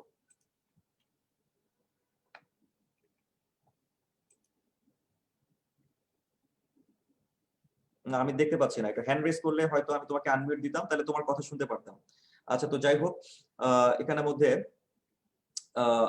আমরা দেখতে পাচ্ছি যে এই জায়গাটার মধ্যে মনে রাখবা যারা কালেকটিভ নাউন কয়েকটা নাম আমাকে একটু বলতে হবে। আমি এই পর্যায়ে আমি একটু পার্টিসিপেট আশা করতেছি। যেমন এখানের মধ্যে আমি দেখতে পাচ্ছি হাত তুলেছে মিম ইসলামকে আমি আনমিউট দিয়েছিলাম তো একটু আগে, কিন্তু তোমার তো মাইক্রোফোনের প্রবলেম মেবি। রৌফা হাত তুলেছো, রৌফা। আচ্ছা রৌফা, তুমি শুনতে পাচ্ছ? জি স্যার। আচ্ছা, তো তুমি আমাকে কয়েকটা কালেকটিভ নাউনের নাম বলো দেখি, কয়েকটা কালেকটিভ নাউন। আচ্ছা, অলরেডি তুমি বলার আগেই কমেন্ট বক্সের মধ্যে অনেকে কমেন্ট দিয়ে দিয়েছে কমিটি, আর্মি, ক্যাটেল, হাবিজাবি ইত্যাদি। ঠিক আছে, so thank you very much. তাহলে আমার আর তোমার উত্তরের প্রয়োজন নেই। তো অনেকে কিন্তু অলরেডি রেসপন্স করেছে যে ক্লাস, ফ্যামিলি, আর্মি, জুরি, টিম এর হচ্ছে কালেকটিভ নাউন। তো মনে রাখবা এরা সবাই মিলে যদি একই কাজ করে, একই জাতীয় কনসেপ্ট, একই জাতীয় কাজ যদি করে, তাহলে সেই ক্ষেত্রে ভার্বটা হচ্ছে সিঙ্গুলার। আর এরা যদি ভিন্ন ভিন্ন কাজ করে তাহলে ভার্বটা হয়ে যাবে প্লুরাল। আবারও বলছি, ক্লাস, ফ্যামিলি, আর্মি, জুরি, টিম এরা সবাই মিলে যদি সেম কাজ করে তাহলে ভার্বটা সিঙ্গুলার, আর সবাই যদি ভিন্ন ভিন্ন কাজ করে তাহলে ভার্বটা প্লুরাল। তো আমরা এখানের মধ্যে দেখতে পাচ্ছি যে কমিটি এরা সবাই মিলেই কিন্তু রেসপন্সিবিলিটিটা নিজেদের উপর নিয়ে নিয়েছে। তার মানে সবাই একই কাজ করতেছে, যে কারণে আমরা বলবো হচ্ছে ওয়াস। অ্যান্সারটা হচ্ছে ওয়াস। আবার দেখো ক্লাস কিন্তু সবাই মিলেই একটা ডিবেট আয়োজন করতেছে, সবাই মিলে একই কাজ করতেছে, এখানে ভার্বটা সিঙ্গুলার ইজ। কিন্তু এখানে কিন্তু সবার একই ভিউ কিন্তু নাই, সবার কিন্তু different views about the topic. তার মানে এখানে সবার ওই টপিকের উপর ভিউজটা কিন্তু ডিফারেন্ট, ভিন্ন ভিন্ন মতামত, যে কারণে আমি এখানে ইজ বলতে পারবো না, আমরা বলবো আর। বিষয়টা বুঝতে পেরেছে? আচ্ছা ফাইন। এবার আমরা চলে যাচ্ছি ট্রিক্স নাম্বার 8 গেল। ট্রিক্স নাম্বার 8 এ তার মূল কথাটা কি দাঁড়ালো যে ক্লাস, ফ্যামিলি, আর্মি, জুরি, টিম এরা সবাই মিলে যদি একই কাজ করে ভার্বটা সিঙ্গুলার, আর এরা যদি ভিন্ন ভিন্ন কাজ করে তাহলে ভার্বটা প্লুরাল। বুঝতে পেরেছো? আচ্ছা ফাইন। ট্রিক্স নাম্বার 9, এই যে আমি একটু আগে একটা এক্সপ্রেশনের কথা বলেছিলাম, তো দেখা যাক এই দুটোর উত্তর তোমরা পারো কিনা। যে এ প্রাইড অফ লায়ন্স, এটা পারো কিনা? এটার উত্তরটা কি হতে পারে? যে এ প্রাইড অফ লায়ন্স ওয়াজ বা ওয়ার, অ্যানসারটা কি হতে পারে? একটু কমেন্ট বক্সের মধ্যে আমাকে জানাতে হবে। এ pride of Lions was oblique war, anybody please. আমি দুই জায়গাতেই আমি কমেন্টটা দেখতেছি। তো এখানের মধ্যে অলরেডি লিখেছে তোমার হচ্ছে এলিট, মৃত্তিকা, গিয়াসউদ্দিন, সোহানুর রহমান, রুবাইয়া, নুরুল আমিন। যাই হোক, অনেকে এখানের মধ্যে উত্তর দিয়েছো পজিটিভ, মানে ওয়াজ বলেছো, সিঙ্গুলার বলেছো। এবং ফেসবুকের মধ্যেও দেখি তোমরা কমেন্ট দিয়েছো এটা সিঙ্গুলারই বলেছো। যেমন এখানে বলেছে কি আইরিনা তাসনুম প্রতিভা, সে ওয়াজ বলেছে। আদিত্য আপনি ওয়াজ বলেছে, সোহাগ ওয়াজ বলেছে। ঠিক আছে, so thank you very much. অর্থাৎ এখানের মধ্যে কিন্তু আমরা অলরেডি বুঝতে পেরেছি। মনে রাখবা এখানে একটা বিষয় জড়িত। দেখো এখানের মধ্যে এ প্রাইড অফ, এটা কিন্তু একটা কালেকটিভ এক্সপ্রেশন। আবার এ প্যাক অফ, এটাও কিন্তু একটা কালেকটিভ এক্সপ্রেশন। এরকম কিছু কালেকটিভ এক্সপ্রেশন যেমন a glass of, a piece of, a loaf of, এরা কিন্তু কালেকটিভ এক্সপ্রেশন। কালেকটিভ এক্সপ্রেশন শুরুতে থাকলে ভার্বটা কিন্তু সিঙ্গুলারই হয়। বুঝতে পারছো? যেমন ধরো এ গ্লাস অফ, ভার্বটা সিঙ্গুলার হবে। এ পিস অফ, ভার্বটা সিঙ্গুলার হবে। এ প্রাইড অফ, ভার্বটা সিঙ্গুলার হবে। তো এরকম কিছু কালেকটিভ এক্সপ্রেশন পরের পেজের মধ্যে দেখো আমি দেখিয়েছি। যেমন দেখো এই যে এখানে লেখা আছে লাইক, দেখো এ হার্ড অফ ক্যাটল, এটা একটা collective expression. A gaggle of girls, a pack of dogs, a pride of lions, a school of fish, a gang of rocks, a chorus of singers, এরা সবাই হচ্ছে কালেক্টিভ এক্সপ্রেশন। আর এরকম collective expression যদি থাকে তাহলে ভার্বটা কিন্তু অবশ্যই সবসময় সিঙ্গুলারই হবে। তাহলে আশা করি আমরা কনসেপ্টটা এখান থেকে বুঝতে পেরেছি। ট্রিক্স নাম্বার 9 এবং সর্বশেষ ট্রিক্স নাম্বার 10। 10 নম্বর ট্রিক্সের দিকে আমরা সবাই একটু তাকাই। আচ্ছা, এই ক্ষেত্রে খাতার মধ্যে খুব দ্রুত একটু লিখে নিও এ নাম্বার অফ। এটা আমি মুখে মুখে বলে দিচ্ছি, এখানে আমি সময় নিব না, কারণ এটা সরাসরি রুল বেসড, মানে এখানে বোঝার কোনো কিছু নাই। রুলটা মাথায় রাখলে পারবা, আদারওয়াইজ শেষ। যেমন এখানের মধ্যে প্রথম রুলটা হচ্ছে a number of. A number of থাকলে ভার্বটা সবসময় প্লুরাল হবে। আবার বলছি, এ নাম্বার অফ থাকলে ভার্বটা সবসময় প্লুরাল হবে। তার মানে তুমি বুঝতেই পারতেছো এখানের মধ্যে এ নাম্বার অফ যেহেতু এটা আছে, তাহলে ভার্বটা হবে হ্যাভ, এটা প্লুরাল হবে। আচ্ছা, তারপর দেখো দি number of. The number of যদি থাকে তাহলে ভার্বটা কিন্তু সিঙ্গুলার হবে। যেমন আমি এখানের মধ্যে সিঙ্গুলার দেখতে পাচ্ছি, সেটা হচ্ছে এস। তার মানে এ নাম্বার অফ থাকলে প্লুরাল আর দি নাম্বার অফ থাকলে সিঙ্গুলার। কাহিনী কমপ্লিট। আচ্ছা, ওয়ান অফ। মনে রাখবা যে ওয়ান অফ এর পরে নাউন কিন্তু সবসময় প্লুরাল, অথচ ভার্বটা কিন্তু সিঙ্গুলার। ওয়ান অফ থাকলে নাউনটা প্লুরাল কিন্তু ভার্বটা সিঙ্গুলার। এই যে স্ক্রিনে দেখতে পাচ্ছ যে আমরা এখানের মধ্যে ওয়ান অফ এর পরে এই যে এখানের মধ্যে প্লুরাল কিন্তু আমরা ইউজ করেছি ফ্রেন্ডস। ওয়ান অফ এর পরে ফ্রেন্ডস কিন্তু প্লুরাল, অথচ ভার্বটা কিন্তু প্লুরাল হবে না, ভার্বটা হবে সিঙ্গুলার, মানে is. One of plus plural noun plus singular verb. ঠিক আছে? আচ্ছা, আর and the last one 4 years. আচ্ছা, এখানের মধ্যে এই যে আমরা একটা এক্সপ্রেশন দেখতে পাচ্ছি, এই যে ইয়ার্স। আচ্ছা, কেউ কি বলতে পারবা যে ইয়ার্স এটা মূলত কিসের একক? এই যে ইয়ার্স, আমরা যে ইয়ার্স বললাম, এটা কিসের একক? ইয়ার্সটা কিসের একক? কেউ কি বলতে পারবা? সময়। Thank you Farhan, Sadiq, Rafid. রাফিদকে অসংখ্য ধন্যবাদ। সাদিয়া তোমাকেও ধন্যবাদ। চাঁদনি তোমাকেও ধন্যবাদ। ঠিক আছে, থ্যাংক ইউ ভেরি মাচ। যে এখানের মধ্যে এই যে এটা কিন্তু মূলত সময়ের একক। ঠিক আছে, সময়ের একক। Thank you. এটা হচ্ছে সময়ের একক। যেমন দেখো সময়ের একক কি কি হতে পারে? সেকেন্ড, মিনিট, আওয়ার হতে পারে না? আচ্ছা বলো তো দূরত্বের একক কি হতে পারে? ডিস্টেন্স। ডিস্টেন্সের একক কিলোমিটার হতে পারে, মিটার হতে পারে, সেন্টিমিটার হতে পারে, তাই না? আচ্ছা আচ্ছা বলো তো ওজন। ওজনের একক কি হতে পারে? ওজনের একক হতে পারে কিলোগ্রাম, হতে পারে গ্রাম, হতে পারে সেন্টিগ্রাম, হতে পারে, তাই না? তার মানে দূরত্বের একক, ওজনের একক, তারপর সময়ের একক এবং অর্থের একক। অর্থ মানে মানির একক, যেমন ডলার, পাউন্ড, রুপি ইত্যাদি।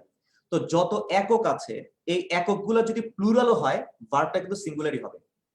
তার মানে এটা ব্যতিক্রমী একটা নিয়ম যে যত একক আছে, মানে আনকাউন্টেবল নাউনের একক, এই যে মানি, ডিস্টেন্স, টাইম, তাই না? তারপর ওয়েট, এরকম যারা আনকাউন্টেবল একক আছে, এই এককগুলো প্লুরাল হলেও ভার্বটা সিঙ্গুলার হয়। তো আমরা এখানের মধ্যে দেখতে পাচ্ছি যে এখানের মধ্যে ইয়ার্স কিন্তু এটা একটা একক এবং এটা প্লুরাল আছে, কিন্তু ভার্বটা কিন্তু প্লুরাল হবে না, ভার্বটা সিঙ্গুলারই হবে, ভার্বটা হবে ইস। তাহলে আমরা একই সাথে আমরা 10টা ট্রিক্স এর মাধ্যমে ওভারঅল সাবজেক্ট ভার্ব এগ্রিমেন্টের একটা কনসেপ্ট আমরা ডেভেলপ করেছি।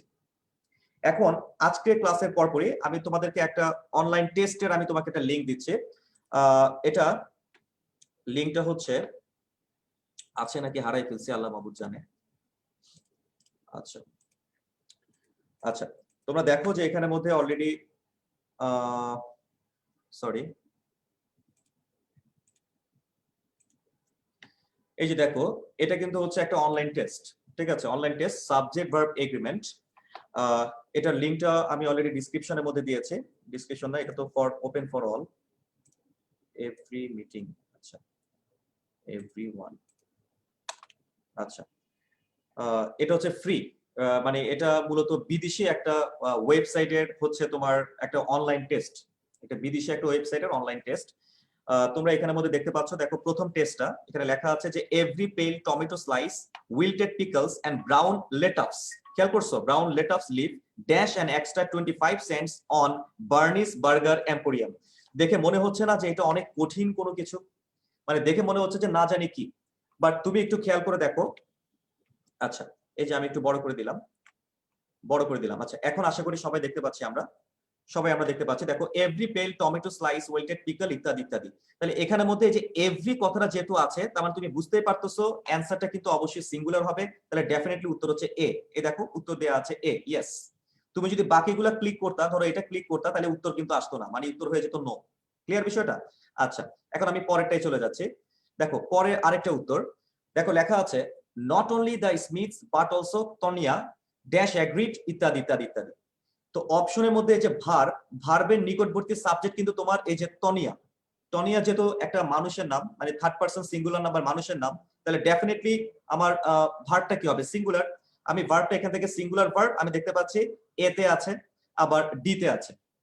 তো আমি এখানের মধ্যে ডি নিতে পারবো না, যদি ডি নেই দেখো নো, ঠিক আছে, কারণ হ্যাজ বিন এটা তো প্যাসিভ ভয়েস, আমাকে নিতে হবে এ, বলতে হবে এই যে এটা ইয়েস। খেয়াল করছো? আচ্ছা ফাইন, এটা খুব অসাধারণ একটা টেস্ট।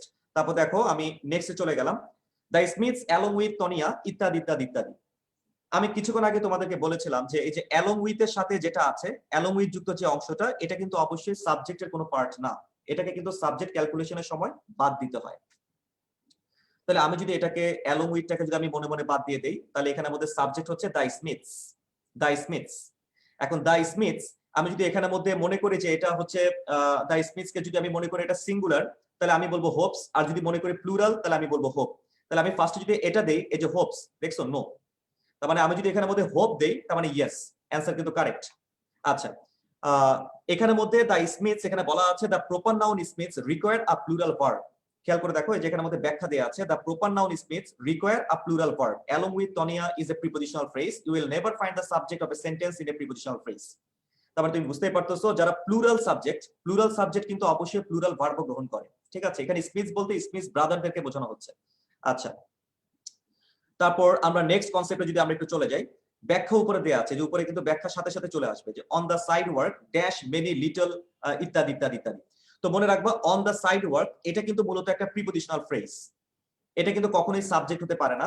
এখানে সাবজেক্টটা হচ্ছে তোমার এই যে মেনি লিটল লিজার্ডস, এটা হচ্ছে সাবজেক্ট।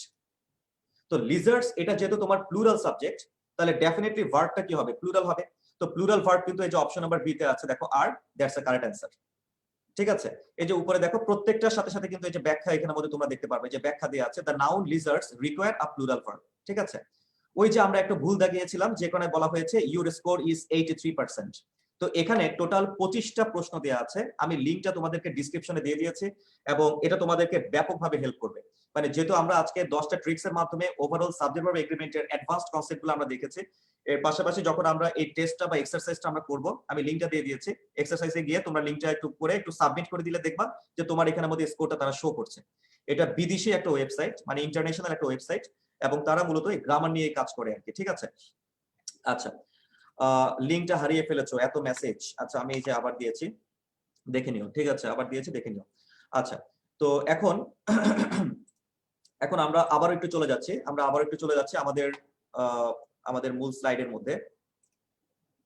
এই আচ্ছা, এখন আমাদের মধ্যে আজকে ক্লাসে ভোটে আমাদেরকে অনেকে কিন্তু বলেছিল আমাদের আরেকটা টপিক আছে আজকে ক্লাসের মধ্যে, এটা ছোট একটা topic, pronoun antecedent agreement. Pronoun antecedent agreement. তো কেউ কি আমাকে বলতে পারবা যে প্রোনাউন অ্যান্টিসিডেন্ট এগ্রিমেন্ট, আমরা তো ক্লাসটা অলরেডি করেছিলাম, মানে ওই যে লেকচার নাম্বার 1-এ তোমরা নাউন প্রোনাউন করেছিলে না, লেকচার নাম্বার 1-এ? তো সেই ক্লাসে তোমরা দেখছিলা যে অ্যান্টিসিডেন্ট কাকে বলে। প্রোনাউন যে নাউনটাকে ফলো করে সেই নাউনটাই তো অ্যান্টিসিডেন্ট, তাই না?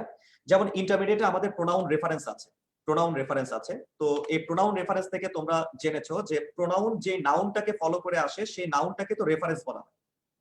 তো রেফারেন্স নাউনটা যদি সিঙ্গুলার হয় তাহলে পরবর্তী প্রোনাউনটা সিঙ্গুলার, রেফারেন্স নাউনটা যদি প্লুরাল হয় তাহলে পরবর্তী প্রোনাউনটাও কিন্তু প্লুরাল হয়। তো আমরা এখানের মধ্যে বি ইউনিটের একটা প্রশ্ন আমরা দেখতে পাচ্ছি এখানে। আমরা কিছুক্ষণ আগে কিন্তু সাবজেক্ট ভার্ব এগ্রিমেন্টে পড়েছিলাম যে ক্লাস, ফ্যামিলি এরা কালেকটিভ নাউন, এরা যদি সবাই মিলে একই কাজ করে তাহলে অবশ্যই এরা সিঙ্গুলার, আর যদি ভিন্ন ভিন্ন কাজ করে তাহলে এরা প্লুরাল। তো এখানের মধ্যে সবাই মিলে একই কাজ করতেছে এরকমই বোঝানো হচ্ছে the family does their best to make a living, অর্থাৎ ভালোভাবে বেঁচে থাকার জন্য তারা কিন্তু পরিশ্রম করতেছে, এই ফ্যামিলিটা পরিশ্রম করতেছে ভালোভাবে বেঁচে থাকার জন্য। তাহলে সবাই মিলে যেহেতু একই কাজ করতেছে তাহলে অবশ্যই এই ফ্যামিলিকে ফলো করে যে প্রোনাউনটা আসবে সেই প্রোনাউনটা অবশ্যই সিঙ্গুলার হবে। তো তুমি দেখতে পাচ্ছ আমাদের এই সেন্টেন্সের মধ্যে আমি কিছু প্রোনাউন দেখতে পাচ্ছি, সব একটু খেয়াল করো। লাইক আমি প্রথম প্রোনাউনটা হচ্ছে এই যে দেয়ার, ঠিক আছে, দেয়ার, আর এটার রেফারেন্স হচ্ছে এই যে ফ্যামিলি নাউন। রেফারেন্স যেহেতু সিঙ্গুলার তাহলে আমি এখানের মধ্যে দেয়ার বলতে পারবো না, বোঝা গেছে বিষয়টা? রেফারেন্স যেহেতু সিঙ্গুলার আমি দেয়ার বলতে পারবো না, আমাকে এখানে বলতে হবে ইটস। এবং ইটস কথাটা দেখো অপশন নাম্বার বি তে আছে যে ইটস, আবার অপশন নাম্বার ডি তেও আছে ইটস, কিন্তু এর মধ্যে অপশন নাম্বার বি আমি এটাও নিতে পারবো না, বিকজ এই জায়গাটার মধ্যে আবার ভার্বটা প্লুরাল ইউজ করেছে, এই যে আর প্লুরাল ভার্ব ইউজ করেছে। তার মানে এখানে সঠিক প্রোনাউন অ্যান্টিসিডেন্ট এগ্রিমেন্ট সঠিকভাবে আছে অপশন নাম্বার ডি তে।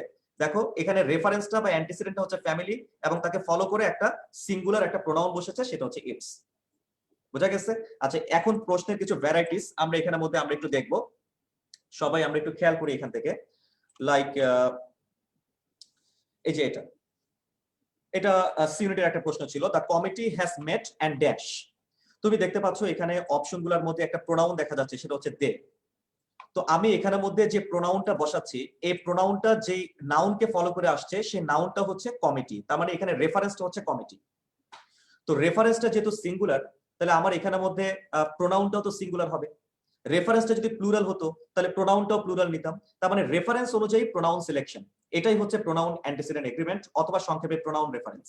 তো আমি এই জায়গাটার মধ্যে যেহেতু রেফারেন্সটা সিঙ্গুলার পেয়েছি, আমাকে ইট বলতে হবে, এখানে ইট বলতে হবে। সেই ইটটা দেখো অপশন নাম্বার 5 এর মধ্যে দেওয়া আছে, 5 নম্বর অপশন, এই যে 5 নম্বর অপশনের মধ্যে দেওয়া আছে it. So that's the correct answer. সঠিক উত্তর হচ্ছে অপশন নাম্বার 5। আচ্ছা, সঠিক উত্তর হচ্ছে তোমার এই যে অপশন নাম্বার 5। তাহলে আশা করি আমরা সবাই কনসেপ্টটা বুঝতে পেরেছি। আচ্ছা, এবার আমরা চলে যাই আমাদের নেক্সট অংশে। আচ্ছা দেখো, এই সেন্টেন্সটা যদি আমাকে একটু বুঝতে হয়, এই সেন্টেন্সের মধ্যে তোমরা দেখো লেখা আছে in many colleges and universities comma Sanskrit is no longer spoken as an everyday tongue. তুমি বুঝতে পারতেছো এখানে মেইন সাবজেক্ট, মেইন সেন্টেন্স যেটা, সেটা হচ্ছে এই যে এটা সংস্কৃত, এটা হচ্ছে মেইন বাক্য। আর প্রথম অংশে তুমি যেটাকে দেখতে পাচ্ছ, এই যে এখানে এটা যেটা দেখতে পাচ্ছ, এটা কিন্তু মূলত একটা মডিফায়ার।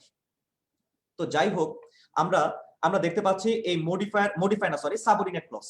এই সাবঅর্ডিনেট ক্লজের মধ্যে আমরা দেখতে পাচ্ছি প্রত্যেকটা অপশনের মধ্যে প্রোনাউন ইউজ করা হয়েছে। দেখো এই যে ইট, এটা কিন্তু একটা প্রোনাউন, এই যে হি, এটা একটা প্রোনাউন, এই যে দে, এটা একটা প্রোনাউন, দিস, এটাও কিন্তু একটা প্রোনাউন।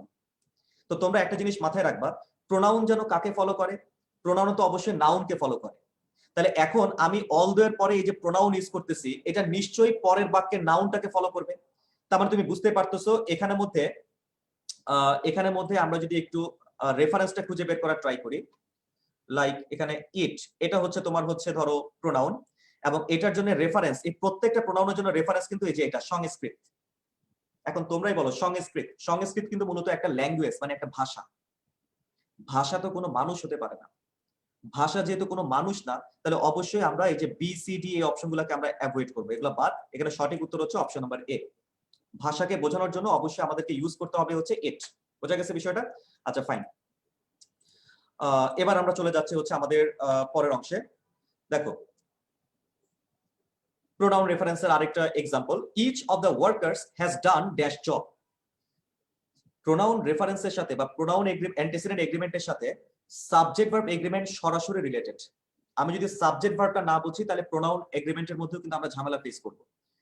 তো তুমি বুঝতেই পারতেছো যে এই সেন্টেন্সটার মধ্যে শুরুটা হয়েছে কিন্তু ইচ দ্বারা, এবং আজকের ক্লাসের মধ্যেই আমি তোমাদেরকে পড়িয়েছি যে ইচ, এভরি এরা থাকা মানেই হচ্ছে সবকিছু সিঙ্গুলার, মানে ভার্ব সিঙ্গুলার। তো ইচ থাকলে ভার্ব সিঙ্গুলার হয়। আমি দেখতে পাচ্ছি দেখো সিঙ্গুলার ভার্ব কিন্তু আছে, সেটা হচ্ছে হ্যাজ। আমি আবারও বলছি, ইচ থাকলে ভার্বটা যেন কি হয়, এই যে ইচ, তুমি দেখতে পাচ্ছ ইচ আছে, তাহলে ভার্বটা কি হবে? সিঙ্গুলার।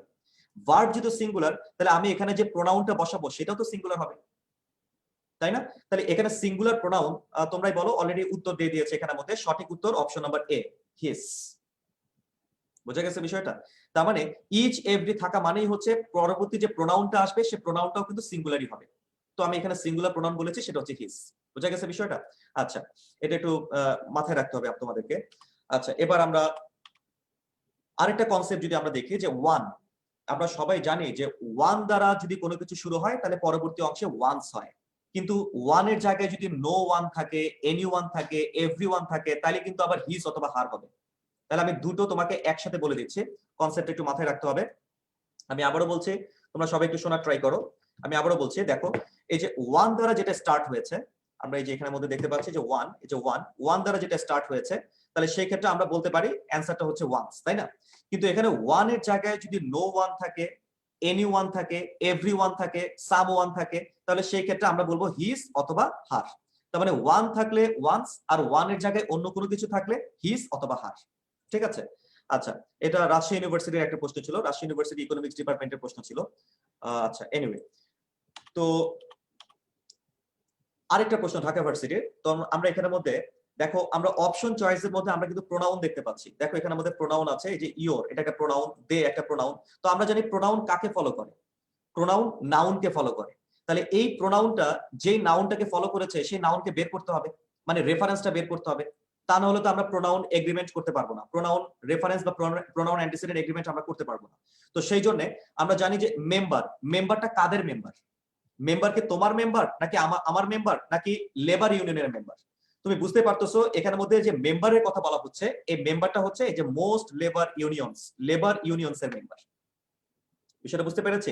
লেবার ইউনিয়নস এর মেম্বার। আচ্ছা, এনিওয়ে, তো আমরা এই জায়গাটার মধ্যে আমরা সবাই যদি আমরা একটু দেখি যে লেবার ইউনিয়নস এর মেম্বার, যেহেতু লেবার ইউনিয়নস এটাকে প্রতিষ্ঠানকে বুঝাইলে আমরা এখানের মধ্যে ইয়োর বলতে পারবো না, ঠিক আছে? আমাদেরকে প্রতিষ্ঠানকে বুঝাইতে আমরা ইটসও বলতে পারি, আমরা দেয়ারও বলতে পারি। যদি এখানে ইউনিয়নস না থেকে এটা সিঙ্গুলার ফর্মে থাকতো, ধরো এই যে এসটা নাই, তখন আমরা বলতাম হচ্ছে ইটস। আর যেহেতু এখানের মধ্যে এটা প্লুরাল ফর্মে আছে ইউনিয়নস, তাহলে আমাদেরকে বলতে হবে দেয়ার্স। বিষয়টা বুঝতে পেরেছি? আচ্ছা, তাহলে আমরা আশা করি যে এই কনসেপ্টটা মোটামুটি ভাবে আমরা ধরতে পেরেছি আর কি সবাই। তো এই ছিল আমাদের মানে সাবজেক্ট ভার্ব এগ্রিমেন্ট এবং প্রোনাউন রেফারেন্স এগ্রিমেন্ট, ঠিক আছে? এটার মূল কথা। আচ্ছা, এখন আমাদের আরেকটা টপিক আজকের মানে লেকচারের অন্তর্গত ছিল, সেটা হচ্ছে তোমার পজিটিভস, ঠিক আছে? মানে প্রোনাউন রেফারেন্স এবং হচ্ছে সাবজেক্ট ভার্ব দুটোই আমাদের কমপ্লিট। ছোট্ট একটা টপিক আমাদের বাকি ছিল, সেটা হচ্ছে পজিটিভ। পজিটিভ থেকে আমি জাস্ট হচ্ছে সংক্ষেপে তোমাদেরকে ব্যবহার বিধিটা আমি যদি তোমাদেরকে একটু দেখাই, লাইক হচ্ছে তোমরা স্ক্রিনের মধ্যে দেখতে পাচ্ছ এই যে পজিটিভ। সবাইকে দেখতে পাচ্ছ কিনা আমাকে একটু জানাতে হবে, একটু কমেন্ট বক্সে একটু জানাও দেখি যে আমরা কি স্ক্রিন দেখতে পাচ্ছি সবাই। একটু কমেন্ট বক্সে আমাকে একটু জানাতে হবে যে স্ক্রিনটাকে সবাই দেখতে পাচ্ছ কিনা। এনিবডি? আমাদের হাতে সময় কিন্তু খুবই লিমিটেড, আর 15 মিনিটের মতো টাইম আছে আমাদের, 10 থেকে 15 মিনিটের মতো টাইম আছে। এর মধ্যে আমরা আশা করি আমাদের টপিকটা শেষ করে ফেলতে পারবো। তারপর হচ্ছে তোমাদের কাছ থেকে আমি প্রশ্ন নিব। You can ask any question from anywhere. আচ্ছা, তো আমরা দেখি যে এখানের মধ্যে তোমরা সবাই যদি একটু স্ক্রিনের দিকে খেয়াল করো, কমন ভার্ব এবং পজিটিভ ভার্বের মধ্যে ডিফারেন্সটা কি? কমন ভার্ব মানে হচ্ছে যারা সরাসরি অ্যাকশন ভার্ব, নিজেই কাজ করে, সাবজেক্ট নিজেই কাজ করবে। আর পজিটিভ ভার্ব হচ্ছে নিজে কাজ করবে না, কাজটা করায় নিবে। তার মানে আমি যদি বলি যে আই ইট রাইস, তার মানে ভাতটা কিন্তু সরাসরি আমি খাই। কিন্তু আমি যদি ইট না বলে আমি যদি এই জায়গাটার মধ্যে বলতাম যে আই ফিড রাইস, তার মানে ভাতটা কিন্তু আমি খাই না, ভাতটা আমি খাওয়াই, ঠিক আছে? তার মানে আমি করি না, আমি করাই, আমি শিখি না, আমি শেখাই, আমি দেখি না, আমি দেখাই। তার মানে করাই, দেখাই, শেখাই, খেলাই, এই টাইপের মিনিং বোঝানোর জন্য আমরা যে ভার্বগুলো ইউজ করি তারাই হচ্ছে পজিটিভ ভার্ব। তো কিছু ভার্ব আছে যারা নিজেরাই পজিটিভ মিনিং দেয়, যেমন তুমি স্ক্রিনের মধ্যে যাদেরকে দেখতে পাচ্ছ এই যে এরা কিন্তু নিজেরাই পজিটিভ মিনিং দিচ্ছে। তারপরে যে এরা নিজেরাই পজিটিভ মিনিং দিচ্ছে, এই যে এখানে শো, রেইজ, সার্কেল, এরা কিন্তু নিজেরাই পজিটিভ মিনিং দিচ্ছে। কিন্তু যারা নিজেরা পজিটিভ দিতে পারে না, সেই বাক্যে পজিটিভ মিনিং দেওয়ানোর জন্য আমাকে কিন্তু এক্সট্রা কিছু ভার্বের হেল্প নিতে হবে। সেই ভার্বগুলো কি আমি সংক্ষেপে একটু দেখিয়ে দিচ্ছি।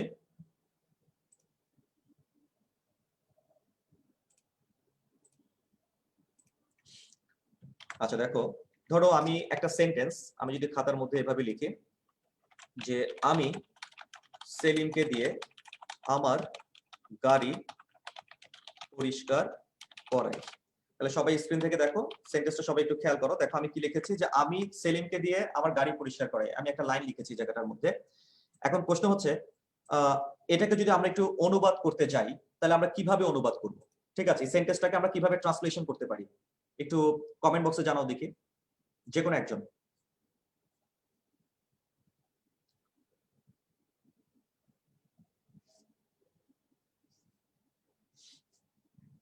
Thank you very much. Okay.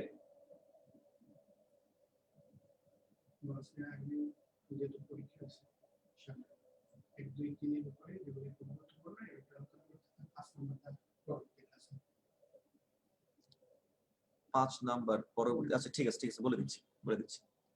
আচ্ছা আচ্ছা, ও ভাই শোনেন, ওই যে পরীক্ষায় কিভাবে অংশগ্রহণ করবে এটা কি আলোচনা করা হয়েছে ওদের সাথে? হ্যাঁ ক্লাস চলতেছে। হ্যাঁ একটু বলেন যে একটু জানাই দিব কিনা যে কিভাবে পার্টিসিপেট করবে, এটা তো জানতে হবে। হ্যাঁ সকল ইউনিট মানে গুগল ফর্মে যাবে, তো এটা তো নতুন পদ্ধতি, তো বলবো কিনা একটু জানাই দেন। আচ্ছা থ্যাংক ইউ ভেরি মাচ। আমি দেখতে পাচ্ছি এখানে অলরেডি অনেকে পার্টিসিপেট করেছো। আমি এই অংশে আর সময় নিব না। একটা মেসেজ আমার কাছে এসেছে, মেসেজটা হচ্ছে এটাই যে আমাদের আমরা তো জানি সবাই আগামী 10 তারিখে হচ্ছে আমাদের পরীক্ষা, তাই তো? তো এই পরীক্ষাকে টার্গেট করে আমরা কিছুক্ষণ পরে হচ্ছে আমি একটু কোয়েশ্চেন সেশনে যাব তোমাদের কাছে, মানে সলভ সেশনে যাব। পজিটিভ ভার্বটা হয়তো আমি তোমাকে জাস্ট একটা সেন্টেন্স দিয়ে খালি তোমাকে একটু বোঝাবো, ডুয়ার কি রিসিভার কি এই কনসেপ্টটা খালি একটু বোঝাবো। আর তারপরে হচ্ছে তোমরা আমাকে একটু প্রশ্ন করবা, যেহেতু আগামী 10 তারিখে এক্সাম, এবং আমি চাইবো যে প্রত্যেকে এক্সামের মধ্যে যাতে অন্তত 5টা যাতে করো, ঠিক আছে? অন্তত 5টা যাতে করো। আর যেহেতু নতুন পদ্ধতি অনলাইনের মাধ্যমে হবে, পরীক্ষা কিভাবে পার্টিসিপেট করবা সেটাও আমি চেষ্টা করবো তোমাদেরকে জানাই দিতে, ঠিক আছে? আচ্ছা তোমাদের এক্সামটা 12 তারিখ, হ্যাঁ 10 তারিখ থেকে শুরু হবে সকল ইউনিট, মানে 10 তারিখ থেকে আমাদের এক্সাম শুরু, তোমাদেরটা মেবি 12 তারিখে। তো এক্সাম যেহেতু আমাদের খুব সন্নিকটে, তোমাদের যদি কোনো প্রবলেম থাকে প্রথম 3টা লেকচার নিয়ে, লেকচার 1, 2 এবং 3, এই 3টা লেকচার নিয়ে যদি কোনো প্রবলেম থাকে তাহলে অবশ্যই আমাকে একটু আস্ক করবা, ঠিক আছে? আচ্ছা খুব গরম লাগে। আচ্ছা আচ্ছা এখানে অলরেডি কিন্তু অনেকে কমেন্ট করে ফেলেছো, তো আমি সেলিমকে দিয়ে আমার গাড়ি পরিষ্কার করাই, এই কমেন্টটা কিন্তু অনেকে করে ফেলেছো, রাইট? আচ্ছা তো আমি এটাকে এভাবে লিখতে পারি যে I make let help Selim wash my car. আচ্ছা তাহলে একটু খেয়াল করে দেখো যে আমি এই যে এখানের মধ্যে যা লিখলাম, I make let help Selim wash my car, মনে রাখবা এই কয়েকটা ভার্ব যদি থাকে, এই যে মেক লেট হেল্প এরা যদি থাকে, তাহলে পরবর্তী যে ভার্বটা দেখতে পাচ্ছ এটা বেস ফর্মে হয়, তাই না? মেক লেট হেল্প থাকলে পরবর্তী ভার্বটা বেস ফর্মে হয়। আচ্ছা তো এখান থেকে অনেক প্রশ্ন আমরা অতীতে বিভিন্ন পরীক্ষার মধ্যে পেয়েছে, কিছুক্ষণ পরে আমরা প্রশ্নগুলো দেখবো। তবে হেল্প পজিটিভ যদি থাকে, এই যে হেল্প থাকলে এটা বেস ফর্মও হতে পারে, ইনফিনিটিভও হতে পারে। তারপরে আমি বলতে পারি যে I help Selim to wash my car, তার মানে হেল্প থাকলে বেস ফর্মও হয়, হেল্প থাকলে ইনফিনিটিভ ফর্মও হয়। বোঝা গেছে বিষয়টা? আচ্ছা এখন আমরা এখান থেকে আরেকটা বিষয় আমরা একটু দেখবো যে গেট এবং হচ্ছে গেট ভার্সেস হ্যাভ, এই দুটোর মধ্যে মূলত গন্ডগোলটা বেশি হয়। বোঝা গেছে যে গেট ভার্সেস হ্যাভ এই দুটো পজিটিভে গন্ডগোলটা বেশি হয়। তার কারণটা হচ্ছে এই দুটো পজিটিভ তোমাকে যদি সলভ করতে হয় তাহলে তোমাকে অবশ্যই এই যে ডুয়ার ভার্সেস রিসিভার এই কনসেপ্টটা আমাকে একটু বুঝতে হবে। কনসেপ্টটা যদি আমি একটু সংক্ষেপে তোমাদেরকে একটু বুঝাই, লাইক হচ্ছে I have my washing machine wash my clothes, আরেকটা হচ্ছে I have my clothes washed, ঠিক আছে? আমি এখানের মধ্যে দেখো এই জায়গাটার মধ্যে হচ্ছে আমরা দুটো সেন্টেন্স দেখতে পাচ্ছি, I have my washing machine wash my clothes, আর এটা হচ্ছে I have my clothes washed। তো মনে রাখবা এই যে এই জায়গাটার মধ্যে যে পজিটিভ ভার্বটা দেখতে পাচ্ছ, এই যে হ্যাভ পজিটিভ, কেমন? মনে রাখবা হ্যাভ এর পরে এই যে সেকেন্ড একটা সাবজেক্ট দেখা যাচ্ছে ওয়াশিং মেশিন, এই ওয়াশিং মেশিন যদি পরবর্তী যে ভার্বটা এই যে ওয়াশ এই কাজটা যদি সে করতে পারে তাহলে আমি তাকে বলবো ডুয়ার, আর যদি করতে না পারে তাহলে আমি তাকে বলবো রিসিভার। তার মানে আমরা এখানের মধ্যে যাকে দেখতে পাচ্ছি এই যে ওয়াশিং মেশিন যদি ওয়াশ করতে সক্ষম হয় তাহলে আমি ওয়াশিং মেশিনকে বলবো ডুয়ার, আর ওয়াশিং মেশিন যদি ওয়াশ করতে সক্ষম না হয় তাহলে ওয়াশিং মেশিনকে আমরা বলবো রিসিভার। তো আমরা সবাই জানি যে ওয়াশিং মেশিন কিন্তু ওয়াশ করতে পারে। আরে বাবা ওয়াশিং মেশিনের কাজই তো ওয়াশ করা, সে যদি ওয়াশ করতে না পারতো তাহলে তাকে তো আমরা ওয়াশিং মেশিন বলতাম না, জেনারেটর বলতাম, তাই না? টিউবলাইট বলতাম। তো যেহেতু ওয়াশিং মেশিন ওয়াশ করতে পারে তার মানে ওয়াশিং মেশিন ডুয়ার। আচ্ছা আর এখানে পরের বাক্যে খেয়াল করে দেখো এই যে মাই ক্লথস, এখানে যে মাই ক্লথস দেখতে পাচ্ছ, তারপরে দেখো একটা ভার্ব আছে ওয়াশ। এখন মাই ক্লথ সে কি ওয়াশ করতে পারে? জামা কাপড় কি নিজেকে ওয়াশ করতে পারে? নো, জামা কাপড় যেহেতু নিজেকে ওয়াশ করতে পারে না, অতএব জামা কাপড়কে আমরা বলবো হচ্ছে রিসিভার, এই যে রিসিভার, ঠিক আছে?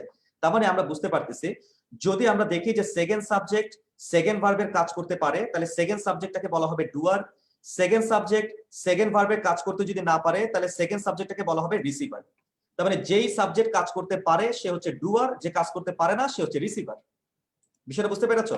তো এই যে হ্যাভ এর পরে যদি ডুয়ার থাকে তাহলে দেখো ভার্বটা হবে বেস ফর্মে। আর এই যে হ্যাভ এর পরে যদি রিসিভার থাকে তাহলে ভার্বটা হয়ে যাবে পাস্ট পার্টিসিপল ফর্মে, মানে V3 ফর্মে। বুঝতে পারছি বিষয়টা? আচ্ছা, সাউন্ডটা কি শুনতে পাচ্ছ কিনা সবাই একটু জানাও দেখি। সাউন্ডে কি কোনো প্রবলেম হচ্ছে একটু জানাতে হবে। শাম্য বলতেছে নো। আচ্ছা, ফারিয়া নো। নুসরাত ঠিক আছে। আচ্ছা, চাঁদনি নো। আচ্ছা ফাইন। আচ্ছা, সবাই বলছে নো, বাট একজন বলতেছে সে শুনতে পাচ্ছে না। তাহলে তার ওখানে কি নেটে প্রবলেম কিনা ঠিক বুঝতে পারতেছি না।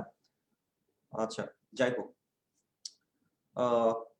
তাহলে আশা করি আমরা বুঝতে পেরেছি যে আমি একটু শেষ করি তাহলে। যে হ্যাভ এর পরে যদি তোমার এই যে আমরা দেখতে পাচ্ছি যে এখানের মধ্যে কাকে দেখতে পেয়েছি, সবাই আমরা একটু রিপিট করি যে ডুয়ার এবং রিসিভার বলতে আমরা কি বুঝেছি সেটা আমি একটু জানতে চাইবো তোমাদের কাছে। লাইক হচ্ছে এখানের মধ্যে একটু হাত তুলেছে। আমি দেখতে পাচ্ছি যে রেডমি তো চিন। আচ্ছা, সুরাইয়া ইয়াসমিন তুমি কি শুনতে পাচ্ছ?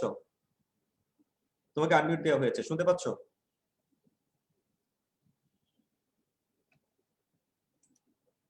সুরাইয়া তুমি কি শুনতে পাচ্ছ কিনা?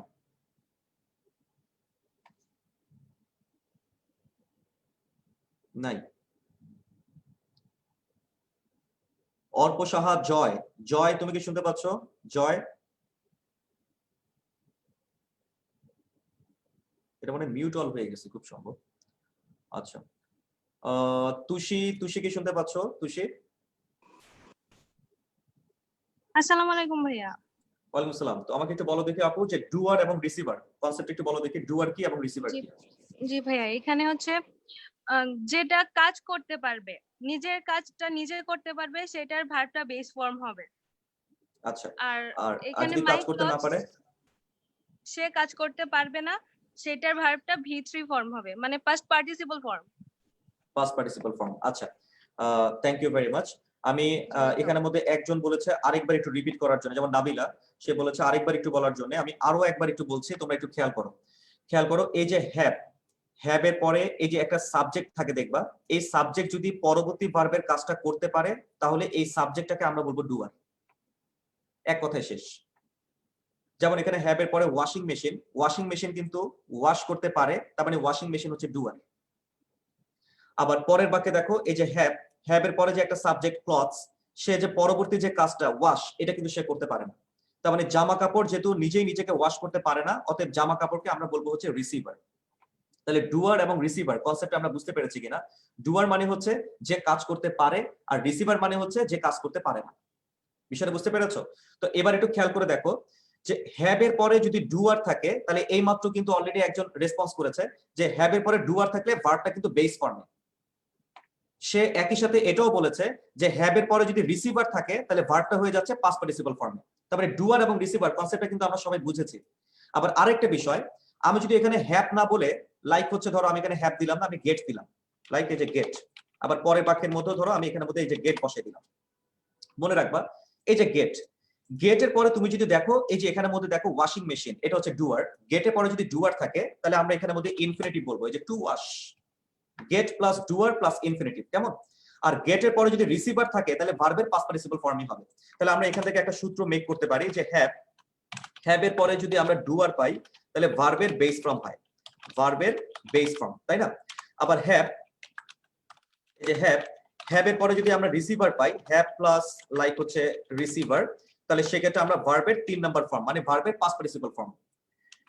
একইভাবে গেটের পরে যদি আমরা ডুয়ার পাই তাহলে হচ্ছে তোমার ইনফিনিটিভ ফর্ম। ইনফিনিটিভ মানে হচ্ছে 2 প্লাস ভার্ব, তাই না? 2 প্লাস ভার্বের বেস ফর্ম। আচ্ছা, আর যদি আমরা গেটের পরে রিসিভার পাই, এই যে রিসিভার, তাহলে সেক্ষেত্রে আমরা নিয়ে যাব হচ্ছে ভার্বের past participle form, V3 form. তাহলে আমরা কনসেপ্টটা কি বুঝতে পেরেছি? এখন আমরা দুই একটা প্রবলেম সলভ করে আমরা একটু ওপেন ডিসকাশনে চলে যাব, ঠিক আছে? দুই একটা প্রবলেম আমরা একটু সলভ করি, তারপর আমরা ডিসকাশনে চলে যাব। লাইক হচ্ছে এই যে দেখো এখানের মধ্যে অনেকগুলো প্রবলেম আছে, আমরা যদি এখান থেকে একটু সলভ করার ট্রাই করি। এখানে অনেকগুলো প্রশ্ন আছে, এখানে BCS থেকে শুরু করে তারপর Dhaka university, Rajshahi university, Chattogram university, সকল ইউনিভার্সিটি কিছু প্রশ্ন এখানে মধ্যে সেট করা আছে। যেমন এই যে তুমি এখানে দেখতে পাচ্ছ the teacher fail to make, এই যে মেক, যেহেতু আমি এখানে মেক পেয়েছি, আমরা জানি মেক এর পরে ভার্বের বেস ফর্ম হয়, তাহলে এখানে সঠিক উত্তর অপশন নাম্বার বি। আবার দেখো দ্য মাদার মেড, এই যে মেড, আমরা জানি মেড থাকলে ভার্বের বেস ফর্ম হয়, তাহলে সঠিক উত্তর অপশন নাম্বার বি। তাই বুঝতে পারছো? তার মানে মেক সেটা যেই ফর্মেই থাকুক না কেন ভার্বের বেস ফর্ম হবে। দেখো এখানের মধ্যে মেকটা হচ্ছে ইনফিনিটিভ ফর্মে আছে, আবার এখানে মেকটা হচ্ছে পাস্ট ফর্মে আছে। খেয়াল করছো? তাহলে মেকটা কোন ফর্মে আছে? আবার দেখো এই যে 8 নম্বর প্রশ্নে এখানে মেকটাকে তাকায় দেখো, এটা কিন্তু আবার আছে প্রেজেন্ট ফর্মে। তার মানে মেক, এটা কি মেক্স হিসেবে আছে নাকি টু মেক হিসেবে আছে নাকি মেড আকারে আছে, কোন আকারে আছে, ইট ডাজন্ট ম্যাটার। এটা যেভাবেই থাকুক না কেন ভার্বের বেস ফর্ম হবে। আমরা দেখতে পাচ্ছি এখানে ভার্বের বেস ফর্ম হচ্ছে ওয়াটার। তার মানে একই কথা লেটের ক্ষেত্রে প্রযোজ্য, একই কথা হেল্পের ক্ষেত্রে প্রযোজ্য। ব্যতিক্রম শুধুমাত্র হচ্ছে হ্যাভ এবং গেট, কারণ এই দুটোর ক্ষেত্রে ডুয়ার এবং রিসিভার এই কনসেপ্টটা চলে আসে। তাহলে আমরা হ্যাভ আর গেট থেকে একটা দুটো প্রশ্ন আমরা একটু সলভ করি। এই যে গেট পজিটিভ, আমরা জানি গেটের পরে ডুয়ার থাকলে ইনফিনিটিভ আর রিসিভার থাকলে ভি3, তাই না? তো আমরা যদি এখন 5 নম্বর প্রশ্নটা দেখি একটু তাকাই, কোয়েশ্চেন নাম্বার 5, এই যে 5 নম্বর কোয়েশ্চেন, না এটা তো না, এটা তো পারবা সবাই। এই যে 6 নম্বর কোয়েশ্চেনটা সলভ করো, যে I will get an electrician. এই যে গেট, গেটের পরে দেখো ইলেকট্রিশিয়ান আছে, আর তারপরে অপশনের মধ্যে দেয়া আছে মেরামত করা। তো বলো দেখি ইলেকট্রিশিয়ান কি মেরামত করতে পারবে নাকি পারবে না? ইলেকট্রিশিয়ান সে কি মেরামত করতে পারে নাকি পারে না? কি মনে হয়? অবশ্যই পারে। ইলেকট্রিশিয়ান যেহেতু মেরামত করতে পারে, তার মানে অবশ্যই সে হচ্ছে ডুয়ার। ইলেকট্রিশিয়ান হচ্ছে এখানে ডুয়ার, আর ডুয়ার হলে ইনফিনিটিভ হবে। ইনফিনিটিভ অপশন নাম্বার বি তে দেয়া আছে, টু মেন্ট। বুঝতে পারছো বিষয়টা? আচ্ছা, তারপর দেখো হ্যাভ থেকে আমরা একটা সলভ করি, যে হ্যাভ পজিটিভ থেকে আমরা একটা সলভ করি। হেল্প তো এখানে হেল্প আছে, তারপর লেট আছে, হ্যাভটা গেল কোথায়? এই যে হ্যাভ পজিটিভ, ঠিক আছে। আচ্ছা দেখো এখানের মধ্যে আমরা যে কোনো একটা, যেমন 6 নম্বর প্রশ্নটা তোমরা একটু তাকাই দেখো, যে এখানে লেখা আছে Anis had Rafiq dash the floor. তো এখানে এই যে হ্যাড, এটার পরে দেখো সেকেন্ড সাবজেক্ট হচ্ছে রফিক। এখন রফিক কি ডুয়ার নাকি রিসিভার? কি মনে হয়? রফিক কি ডুয়ার নাকি রিসিভার? সেটা একটু কমেন্ট বক্সে জানাও দেখি। রফিক এটা কি ডুয়ার নাকি receiver? Doer, thank you very much. Rafiq যেহেতু ডুয়ার, তাহলে অবশ্যই ভার্বের বেস ফর্ম হবে। আমরা জানি হ্যাভ পজিটিভের পরে ডুয়ার থাকলে ভার্বের বেস ফর্ম হয়, তাহলে সঠিক উত্তর হচ্ছে option number B. Positive verb কিন্তু খুবই সহজ একটা কনসেপ্ট। পজিটিভ ভার্ব মানে হচ্ছে নিজে কাজ করবা না, আরেকজনকে দিয়ে কাজটা করাই নিবা। বোঝা গেছে বিষয়টা? আমি নিজে কাজ করব না, কাজটা আমি আরেকজনকে দিয়ে করিয়ে নিব। তো বিষয়টা হচ্ছে অনেকটা এরকম, যে সাবজেক্ট যদি নিজের কাজটা নিজেই করে, তাহলে সেই ক্ষেত্রে আমরা মূলত আমরা কাকে নেই? সাবজেক্ট যদি নিজের কাজটা নিজে করে, তাহলে সেটা তো মূলত অ্যাকশন ভার্ব হয়ে যাবে। আর সাবজেক্ট যদি নিজের কাজটা আরেকজনকে দিয়ে করায় নেয়, তাহলে সেটাকে আমরা পজিটিভ ভার্ব বলি, তাই তো? তো একটা সেন্টেন্সে পজিটিভ অর্থবোধক 5টা ভার্ব পরীক্ষার মধ্যে খুব বেশি আসে। তারা হচ্ছে মেক, লেট, হেল্প, হ্যাভ এবং গেট। তো আমরা জানি যে মেক, লেট এবং হেল্প যদি থাকে, তাহলে পরবর্তী ভার্বটা কোন ফর্মে হবে? পরবর্তী ভার্বটা বেস ফর্মে হবে। আর গেট এবং হ্যাভ যদি থাকে, তাহলে ডুয়ার এবং রিসিভার ফরম্যাটে যাবে। ডুয়ার মানে হচ্ছে যে কাজ করতে পারে, আর রিসিভার মানে হচ্ছে যে কাজ করতে পারে না। তো হ্যাভ এর পরে যদি ডুয়ার থাকে বেস ফর্ম, হ্যাভ এর পরে রিসিভার থাকলে ভি3 ফর্ম। গেট এর পরে যদি ডুয়ার থাকে তাহলে ইনফিনিটিভ ফর্ম, আবার গেট এর পরে রিসিভার থাকলে ভি3 ফর্ম। আচ্ছা, অ্যাক্টিভ প্যাসিভ দিয়েও তুমি বুঝতে পারো, কিন্তু অ্যাক্টিভ প্যাসিভ দিয়ে আসলে 100% বাক্য মেলানো সম্ভব না। 90% পর্যন্ত তোমার বাক্য মিলবে, কিন্তু দেখবা 10% বাক্য মিলবে না, যে 10% বাক্য হয়তো পরীক্ষায় থাকতে পারে, ঠিক আছে? সো সেই জন্য 100% পর্যন্ত তুমি যদি সেন্টেন্স সলভ করতে চাও, তাহলে অবশ্যই পজিটিভ ভার্ব, ডুয়ার এবং রিসিভার এই কনসেপ্টে সলভ করতে হবে। অন্য কোনো শর্টকাট মেথডে যাওয়াটা বুদ্ধিমানের কাজ হবে না। তো যাই হোক, আমরা আমাদের ক্লাসটা প্রায় শেষের দিকে চলে এসেছে, আমাদের টাইম অলমোস্ট ওভার। এখন এই পর্যায়ে হচ্ছে আমি প্রশ্ন নিব, ঠিক আছে? ইভেন হচ্ছে আমরা চেষ্টা করব যে তোমাদের আগের যে ক্লাসগুলো গিয়েছে, লেকচার নম্বর 1, 2, 3, যে 3টা লেকচারের উপর হচ্ছে আমাদের এভালুয়েশন টেস্ট 1 এর সিলেবাস, ঠিক আছে? সো তোমরা এটার উপরে অবশ্যই আমাকে এখন প্রশ্ন করতে পারবা। প্লাস হচ্ছে আজকের ক্লাস থেকেও যদি কোনো কিছু না বোঝো, এখান থেকেও প্রশ্ন করতে পারবা। একই সাথে আমাদের আজকে একটু বোধহয় মিস্টেক হয়েছে, আমাদের কি আজকে লেকচার 4 ছিল নাকি লেকচার 5 ছিল? এটা আমাকে একটু কমেন্ট বক্সে জানাও দেখি, মানে তোমাদের ইউনিটে এই লেকচারটা হয়েছিল কিনা, বি ইউনিটে।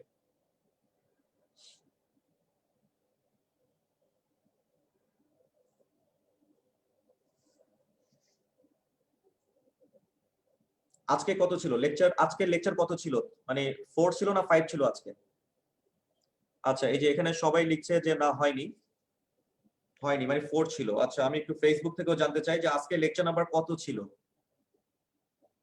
4 ছিল।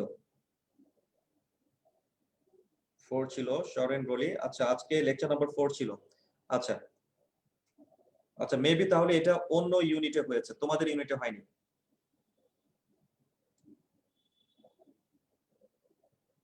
আচ্ছা আজকে লেকচার নাম্বার 4 যে মাইশা মিম, ত্রিবেদী নাথ, শ্রীষা, তামান্না আক্তার সবাই বলেছে আজকে লেকচার 4 ছিল।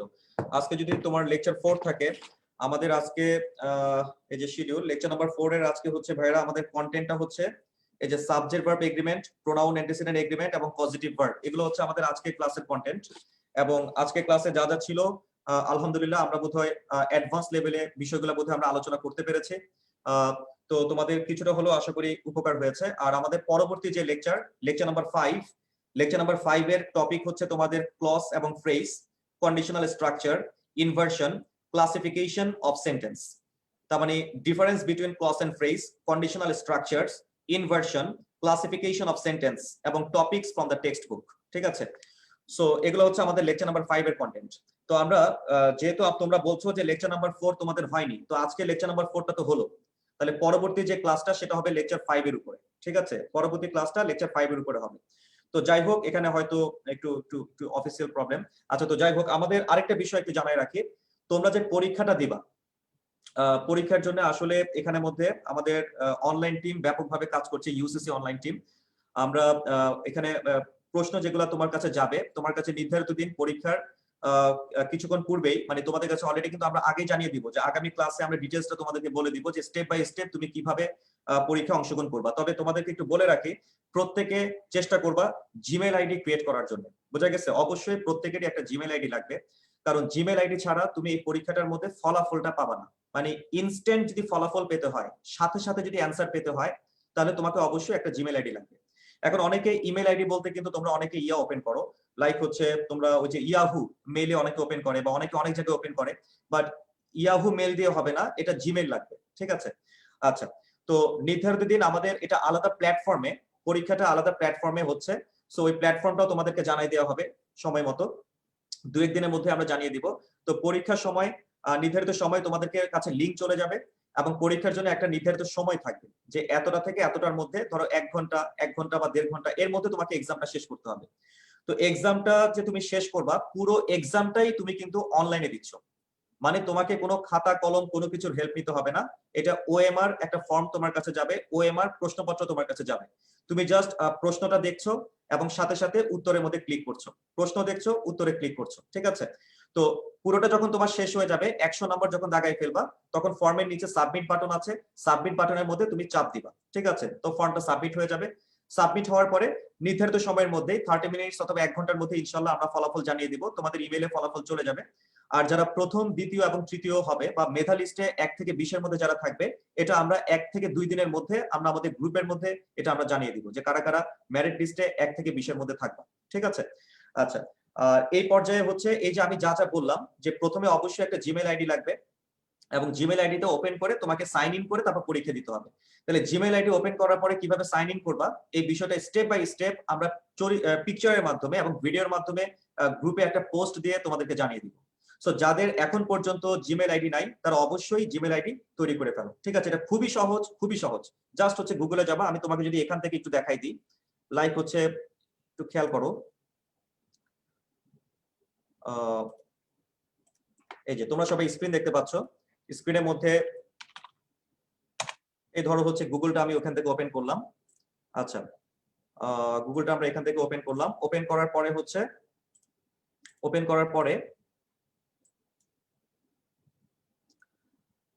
আচ্ছা দেখো আমাদের এই জায়গাটার মধ্যে আসলে অনেকগুলা হচ্ছে তোমার অ্যাকাউন্ট আছে।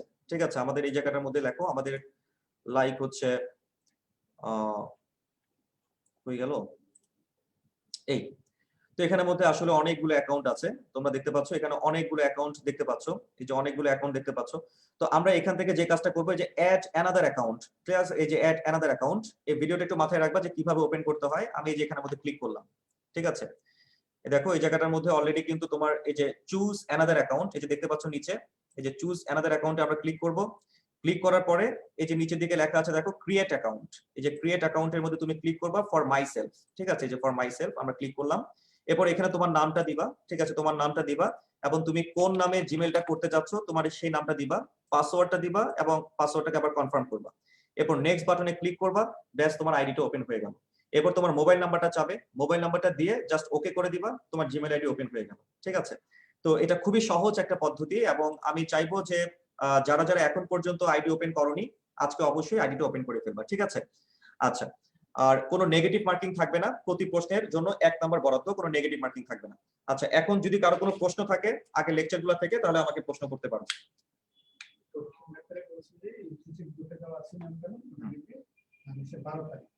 হ্যাঁ 12 তারিখ জানিয়ে দিয়েছি, হ্যাঁ জানিয়ে দিয়েছি 12 তারিখ। আর আমরা ডিটেলসে তো আমরা গ্রুপে আবার পোস্টে আবারও জানাবো, ঠিক আছে, কিভাবে স্টেপ বাই স্টেপ যাবে। আচ্ছা, তো আপনারা আমাকে এখন একটু প্রশ্ন করতে পারেন যদি কারো কোনো প্রশ্ন থাকে। কারো কোনো প্রশ্ন আছে হ্যান্ড রেজ করতে পারো। আচ্ছা, অনেকে তো হ্যান্ড রেজ করেছো। আচ্ছা, আমি দেখতে পাচ্ছি এখানে মধ্যে প্রথমে হাত তুলেছে হচ্ছে আয়েশা তোফায়েল, তোমাকে আনমিউট দেওয়া হয়েছে, আপু বলো।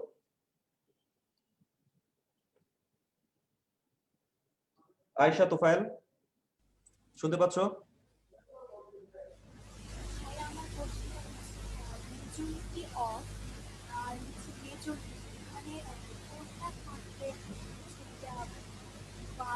I didn't hear you. I didn't hear you. Speak loud, please. Majority of আর মেজরিটি থাকলে কি হবে? ভার্ব সিঙ্গুলার হবে। আচ্ছা, তুমি একটু চ্যাট বক্সে তাহলে প্রশ্নটা থ্রো করো, আমি শুনতে পাচ্ছি না সিরিয়াসলি। আচ্ছা, তারপর সাজ্জাদ হোসেন ইকবাল আনমিউট দেওয়া হয়েছে। ভাই আসসালামু আলাইকুম। হ্যাঁ একদম পরিষ্কার শুনতে পাচ্ছি, বলো। ভাইয়া মূল্যায়ন পরীক্ষা সম্পর্কে একটা কোয়েশ্চেন করা ছিল। মূল্যায়ন পরীক্ষা আমরা কি যে ইউনিটের এন্ট্রি পরীক্ষা অংশগ্রহণ করবো নাকি যে 3 বা 2টা ইউনিটের জন্য প্রস্তুতি নেবো ওইটার জন্য অংশগ্রহণ করবো? যে ইউনিটে ভর্তি হয়েছো সেই ইউনিটে পরীক্ষা দিবা। তুমি যদি দুটো ইউনিটে ভর্তি হয়ে থাকো, লাইক ধরো তুমি খ প্লাস ঘ দুটো ইউনিটে ভর্তি হয়েছো, রাইট, তাহলে তুমি খতেও পরীক্ষা দিবা, আবার যেদিন ঘয়ের পরীক্ষা থাকবে সেদিন ঘ ইউনিটে পরীক্ষা দিবা। ঠিক আছে। আর ভাইয়া সেন্টেন্স কারেকশন জিনিসটা কি? সেন্টেন্স কারেকশন হচ্ছে এটা 3 ভাবে থাকে, যে একটা বাক্যের নিচে আন্ডারলাইন করা থাকবে এবং সেই আন্ডারলাইনটার সঠিক ফর্ম কোনটা তোমাকে বের করতে বলা হবে, অথবা অপশনের মধ্যেই 4টা সেন্টেন্স দেয়া থাকবে, এর মধ্যে 3টা ভুল একটা কারেক্ট, কোনটা কারেক্ট সেটা বের করতে বলা হবে। এটাই হচ্ছে সেন্টেন্স কারেকশন, এটাকে আন্ডারলাইন সেন্টেন্স কারেকশন বলে। এটা আমাদের সামনের দিনে আসবে, এই যে ক্লসের লেকচার থেকে সেন্টেন্স কারেকশন শুরু হবে। ঠিক আছে ভাইয়া, ধন্যবাদ ভাইয়া। Thank you. আচ্ছা, এরপর নেক্সট কোয়েশ্চেন আমি দেখতে পাচ্ছি তুষি, তোমাকে আনমিউট দেওয়া হয়েছে, প্রশ্ন করতে পারো।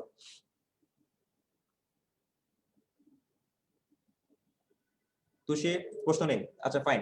Next question Ashik Mahmud, Ashik Mahmud unmute দেওয়া হয়েছে। Ashiq Mahmud, Are you listening me? yep, I'm listening to you. Okay. The question I had is basically on evaluation test. There Okay. were 2 topics. One is overview on the textbook and another is comprehension. So what is Yep. the width of it? What is the size of it? If you please explain. আচ্ছা, তুমি প্রশ্নটা করেছো হচ্ছে তোমার দুটো টপিকের উপর, তোমাকে তুমি যেটা বলেছো আসলে প্রশ্নটা আসলে সঠিক হয়নি, যে জাস্ট হচ্ছে তোমার টেক্সট বুক এবং হচ্ছে প্যাসেজ এই দুটো কেন্দ্রিক আসলে প্রশ্নটা না। ঠিক আছে, প্রশ্নটা হচ্ছে তোমার একদম আমাদের সিলেবাসের মধ্যে। আমি যদি তোমাকে এই যে আমাদের শিডিউলটা দেখাই, ঠিক আছে, আমাদের শিডিউলের মধ্যে যা যা আছে, যেমন comprehension, parts of speech, nouns with determiners, affix, pronounce, তেমন অ্যাডজেক্টিভ, অ্যাডভার্ব, এগুলো হচ্ছে লেকচার 3 পর্যন্ত আছে, যেটা আমাদের ওই যে আমাদের এই গ্রুপটার মধ্যে কিন্তু ডিটেলসে লেখা আছে, টপিকগুলো কিন্তু গ্রুপসে লেখা আছে। এই টপিকগুলো থেকে ঠিক যেই অ্যাঙ্গেলে ঢাকা ইউনিভার্সিটিতে প্রশ্ন হয় সেভাবেই তুমি ইনশাআল্লাহ এখানের মধ্যে প্রশ্ন ফেস করবা। ঠিক আছে, তার মানে এখানে কোনো টপিককে খুব বেশি গুরুত্ব দিয়ে অনেক বেশি প্রশ্ন করা হচ্ছে বিষয়টা তা না, সকল টপিকে সমান গুরুত্ব দিয়ে প্রশ্নের মধ্যে একটা ব্যালেন্স থাকবে। বুঝতে পেরেছে? But wow, there were no further explanation about comprehension. Where should I read it from? আচ্ছা, কম্প্রিহেনশনের জন্য আসলে আমাদের ইউসিসি এর একটা বই আছে, বুঝতে পারছো, এটা হচ্ছে তোমার ট্রাম কাট। এই বইটা কি তোমার কাছে আছে? Yes, there were compact. Compact না, ট্রাম কাট বলে আমাদের একটা বই আছে, এবং এটা হচ্ছে শুধু প্যাসেজ নিয়ে এখানের মধ্যে আলোচনা করা হয়েছে। তো তুমি যে কাজটা করতে পারো যে এই বইটা যে কোনো লাইব্রেরিতে তুমি পাবা, তুমি ট্রাম কার্ডটা কালেক্ট করো, ট্রাম কার্ডের মধ্যে যে প্যাসেজগুলো দেয়া আছে প্যাসেজগুলো জাস্ট একটু রিডিং করে চর্চা করো, আশা করি ওখান থেকে পেতে পারো। অথবা লেটেস্ট যেই ইনসিডেন্টস গুলো বর্তমানে ব্যাপকভাবে মানে আলোচিত সমালোচিত আন্তর্জাতিক বিষয়, দেশীয় বিষয়, ঠিক আছে, তো এই বিষয়গুলো নিয়েও তুমি ইনশাআল্লাহ পড়াশোনা করতে পারো। মানে বর্তমানে কোন টপিকটা নিয়ে খুব বেশি কথাবার্তা চলতেছে এরকম টপিকের উপর তুমি স্টাডি করতে পারো, মূলত ওখান থেকেও তুমি হয়তো প্যাসেজ পেতে পারো। That's it. আচ্ছা, next thank you. Thank you, চমৎকার প্রশ্ন করেছে সে। আচ্ছা, আর লাস্ট আমাদের প্রায় 11:40 বাজে, আমরা প্রায় 10 মিনিট ওভার হয়ে গেছে প্রশ্নের জন্য। আর কারো কি কোনো প্রশ্ন আছে কিনা একটু হ্যান্ড রেজ করতে পারো, কারণ হ্যান্ড রেজ ওদিকে অনেকে করে রাখছে। আচ্ছা, অর্পণ সাহা জয়, তোমার সাথে আমার কথা হয়েছে অলরেডি, তোমাকে আর দেওয়া হচ্ছে না। আমার এখানের মধ্যে স্ক্রিনটা ডিস্টার্ব করতেছে মানে। আচ্ছা, তাইমুন নাহার তিশা, আচ্ছা হ্যাঁ, আনমিউট দেওয়া হয়েছে তোমাকে, বলো। শুনতে পাচ্ছ? নো। আচ্ছা, তারপর রুকাইয়া সুলতানা,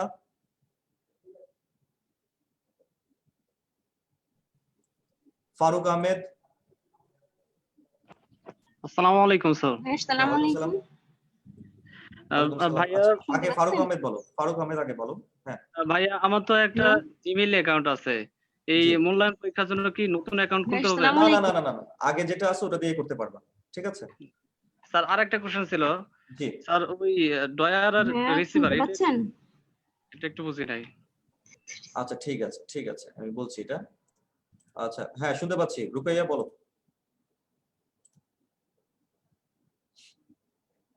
ডুয়ার এবং রিসিভার মানে হচ্ছে খুবই সহজ, যে পজিটিভ ভার্বের পরে যে সাবজেক্টটা থাকে সেই সাবজেক্ট যদি তোমার নিজেই কাজটা করতে পারে তাহলে সেই সাবজেক্টটাকে আমরা ডুয়ার বলবো, আজ কাজ করতে না পারলে সেটাকে আমরা রিসিভার বলবো। যেমন তুমি এই যে এখানের মধ্যে দেখো, এখানে পজিটিভ ভার্ব হচ্ছে এই যে গেটের পরে এই যে দেখতে পাচ্ছ মাই ওয়াশিং মেশিন যদি ওয়াশ করতে পারে তাহলে ওয়াশিং মেশিনকে আমরা ডুয়ার বলবো।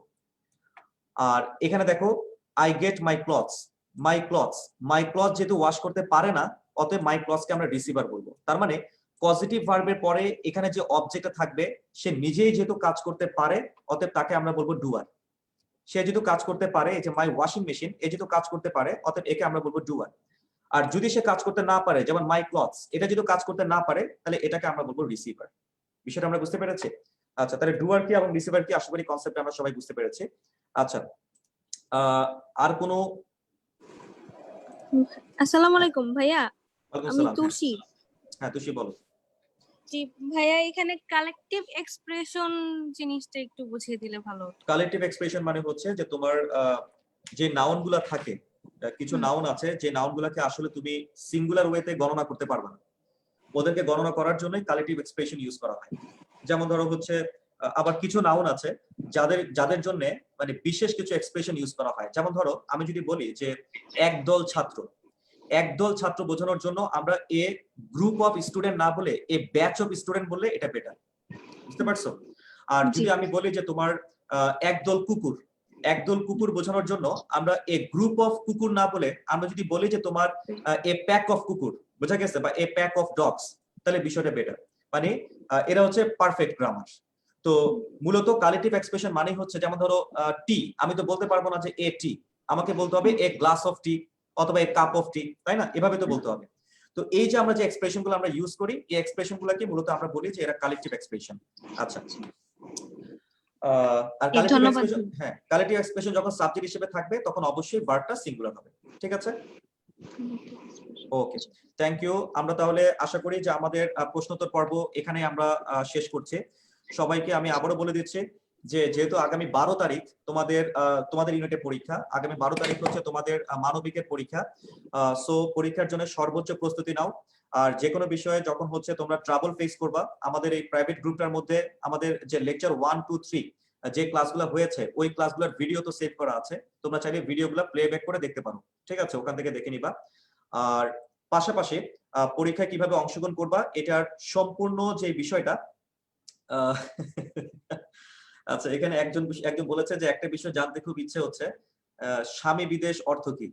আচ্ছা, আপনি যে বলেন বানানটা হয়তো, আচ্ছা স্বামী বিদেশ, সুরাইয়া ইয়াসমিন উনি প্রশ্ন করেছেন স্বামী বিদেশ। আচ্ছা, স্বামী বিদেশ অর্থটা এটা হচ্ছে, এটা পরীক্ষার পরের ক্লাসে ইনশাআল্লাহ এক্সপ্লেইন করা হবে, ঠিক আছে? হোয়াট ডাজ মিন বাই স্বামী বিদেশ। আচ্ছা, তবে মানে এটা নিয়ে ভয় পাওয়ার কোনো কারণ নাই, তোমার স্বামী হয়তো মানে এখনো বিদেশ যায় নাই, হয়তো এখনো জন্মই নেয় নাই, তো এটা পরের বিষয়। মানে যেটা না করলে কোনো উপায় নাই আর কি। তো যে এখন বিষয়টা হচ্ছে আমরা পরীক্ষায় কিভাবে আমরা পার্টিসিপেট করব এটা নিয়ে হচ্ছে ডিটেলস পোস্ট অলরেডি আমাদের গ্রুপে দেওয়া আছে, এবং আরো কিছু বিষয় আলোচনা এটা হচ্ছে আমাদের গ্রুপের মধ্যে পরবর্তী অংশে ইনশাআল্লাহ আমরা পোস্ট করে জানিয়ে দিব যে কিভাবে আইডি ওপেন করতে হবে এবং কিভাবে পার্টিসিপেট করবে, ঠিক আছে? তো সবাইকে বলছি যে আন্তরিকভাবে বলছি যে সবাই বাসায় থাকো, স্টে হোম, স্টে সেফ, এবং প্রস্তুতি নাও এবং পরীক্ষায় সর্বোচ্চ একটা রেজাল্ট করার জন্য আপনার চেষ্টা করো। তো সবাইকে ধন্যবাদ। আসসালামু আলাইকুম।